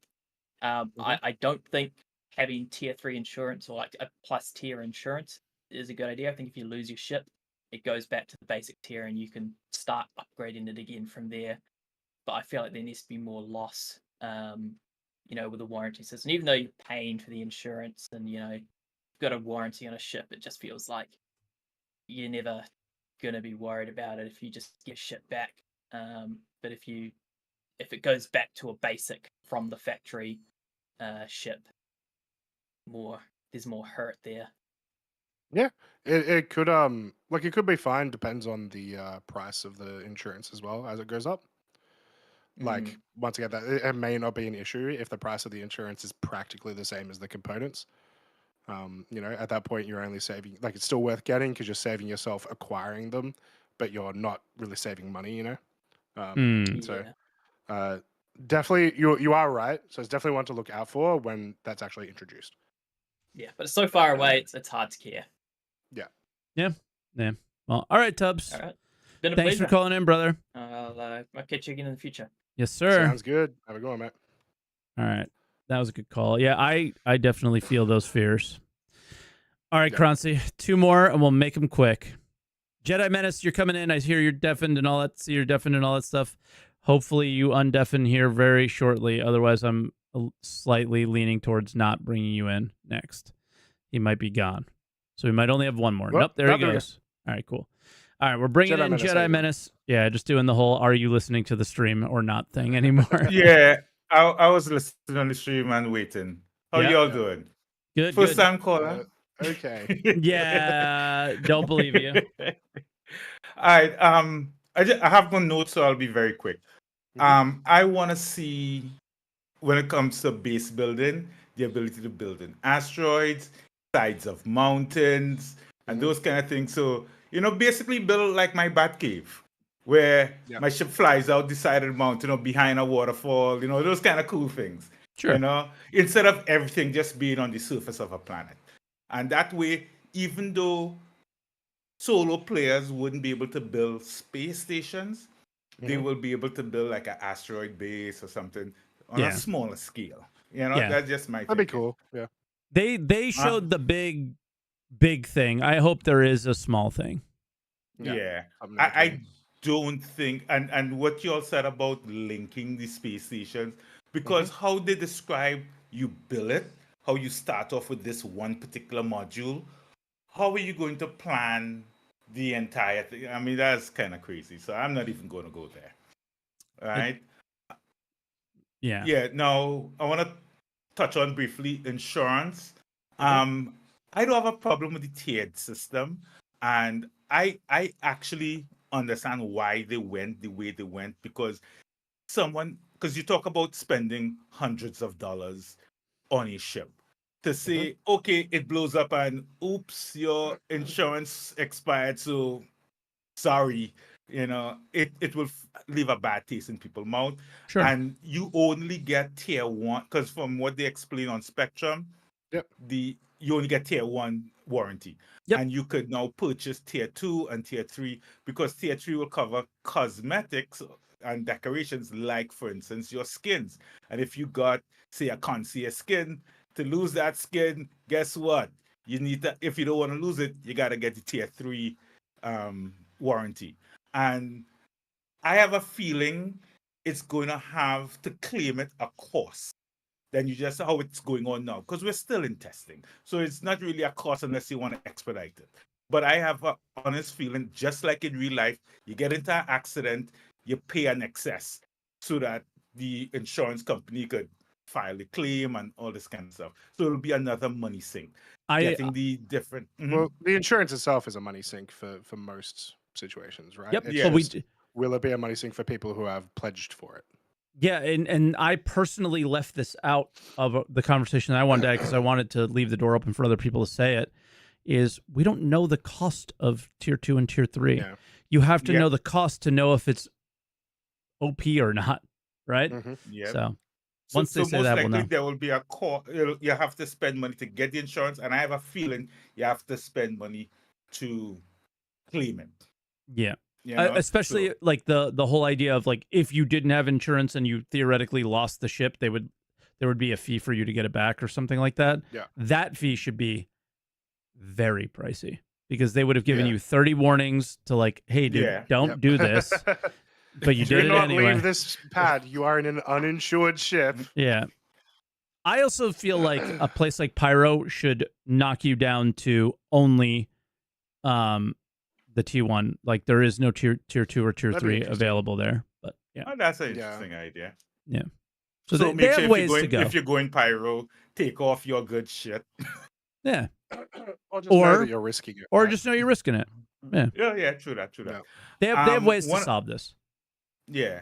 Now, something that I've always said is a lack of foresight or something when it comes to Star Citizen is they're trying to do so much innovative stuff and they neglect some of the basic stuff that is standard across the board. Yeah. You sure them talk about the linking in chat. Not just Eve, not just I was just going to say, is that not what this Citizencon was about? Was it like bringing it to the standards of other MMOs? Finally, so long, you know? So many people in the chat while we were watching it were like, that's in every game, like saying it in a negative way. Yeah, that's the point. And we were stopping and we were like, dude, Star Citizen is not every game. So if they bring what's in every game to Star Citizen, it's like, okay, this is good. Yeah, this is really good. No, but it has certain things that should be there. It'll give a certain amount of familiarity, but then you also add the innovative new stuff so that it goes into its own direction. But it has certain basic things that should be there, like being able to configure your chat, the linking, change the size of the text, color, these kind, simple stuff I see in so many games. I used to play BDO. No instance content at all. And I'm like, it's only a matter of time. Yeah. It's only a matter of time. And same thing with Star Citizen. These ideas just don't work. Yeah, just not having any instant content as you grow and grow is just not going to be working long term. Yeah. Yep. Right. Two last things so that I could move on so somebody else could come. One of the things Korn said about the alien plants and stuff like that, the alien stuff, when they were showcasing the Castria system, I believe, which is a human Xeon hybrid system, it's a border planet. Yeah, I was really hoping when they showed the buildings or the city, they would have used this other opportunity to let's show this Xeon. Everything we have is human based. It's like, come on, show us something alien. So I think when they go to develop it, they'll bring some vibes from that system in. I got a feeling. Yeah. And the last thing I want to talk about is what we always saying about solo players, because I would consider myself a solo player, even though I join a larger org and stuff like that. But I pretty much play mostly by myself or with 2 real life friends sometimes. And I don't understand why people believe you should be able to do everything, the top content as a solo player. Now, when it comes to the NPC crew, I have a feeling, and this is just my speculation, they will do something similar when Warframe rolled out their cruise ship. Forget the name of it. In the beginning, you couldn't have NPC crew because it was new. A lot of people flood back to the game.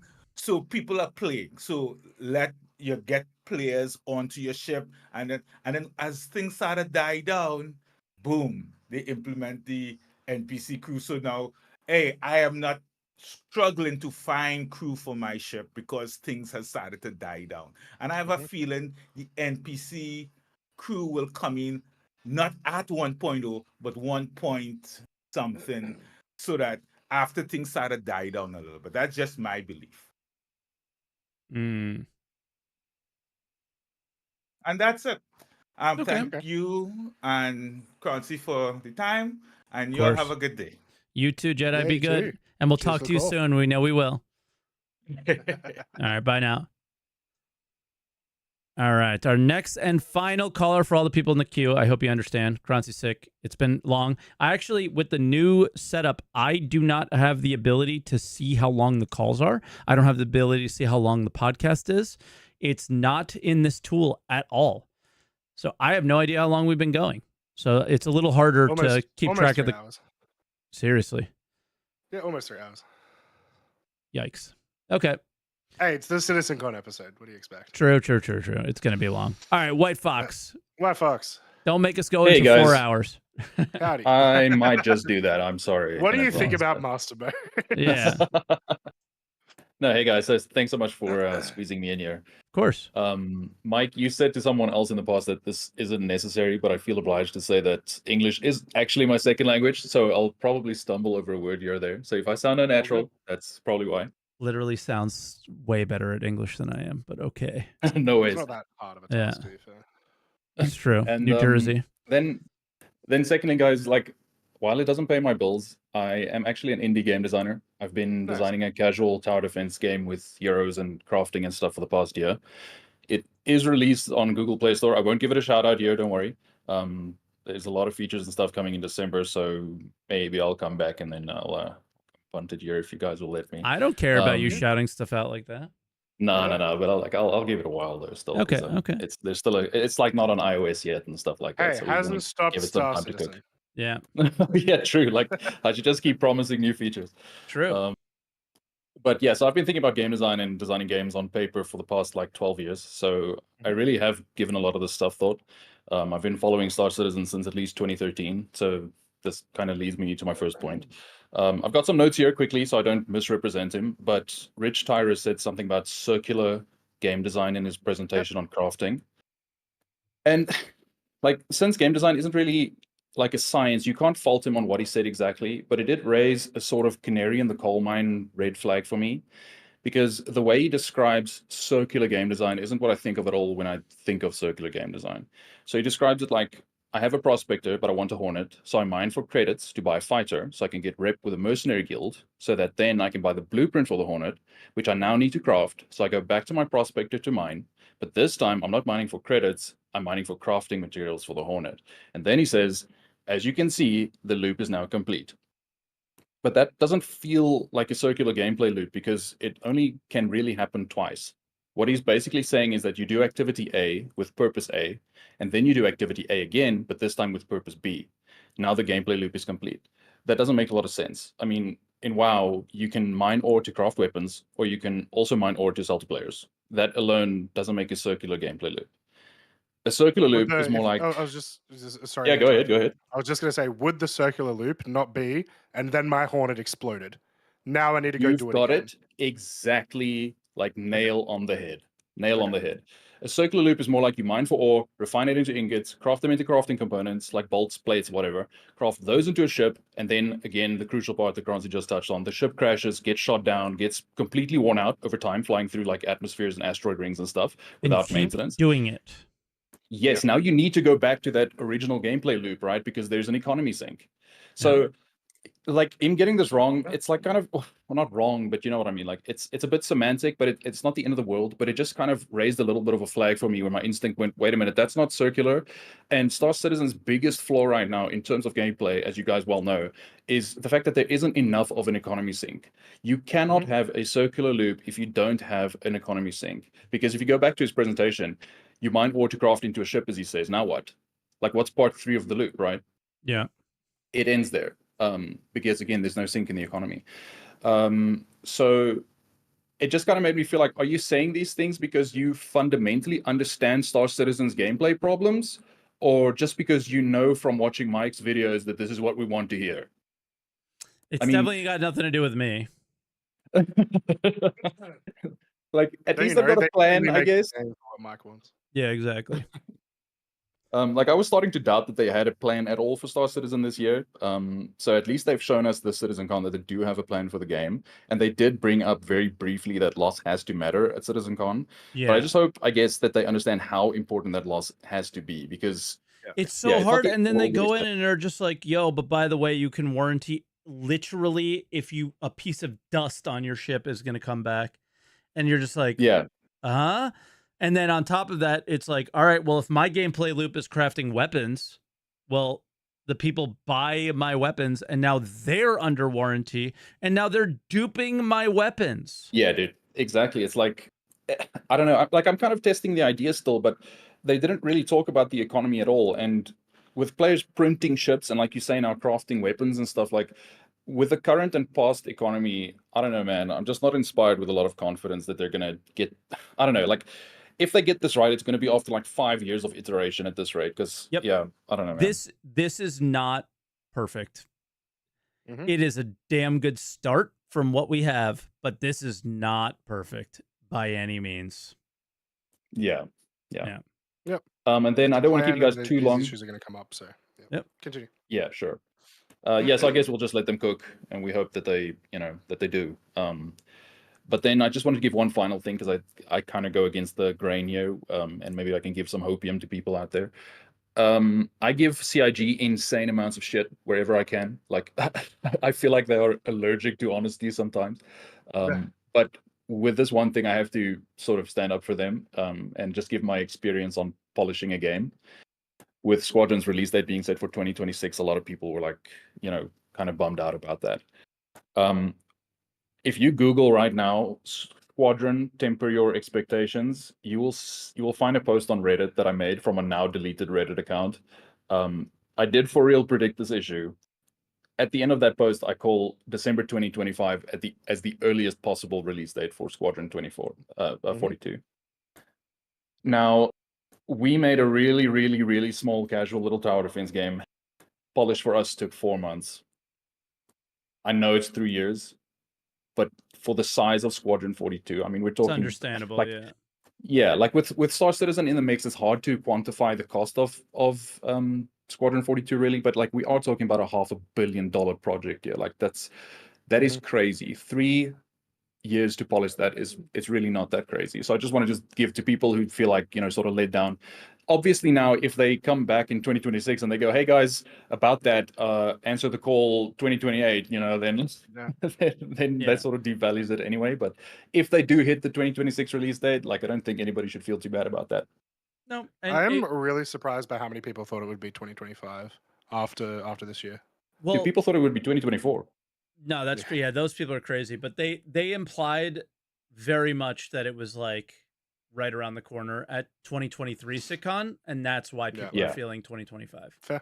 So yeah, I think they do need to take some responsibility for that for sure. Like, you should know that your audience are not game developers, and they're not going to know what polish really means. Yeah, so, and they keep trying to make them, and it's just not. Just stop. Just stop agreed. and do. Just be honest. It's like really annoying. So yeah, guys, that's pretty much it from me. I hope to call in again sometime, and thanks for all the content you guys give me.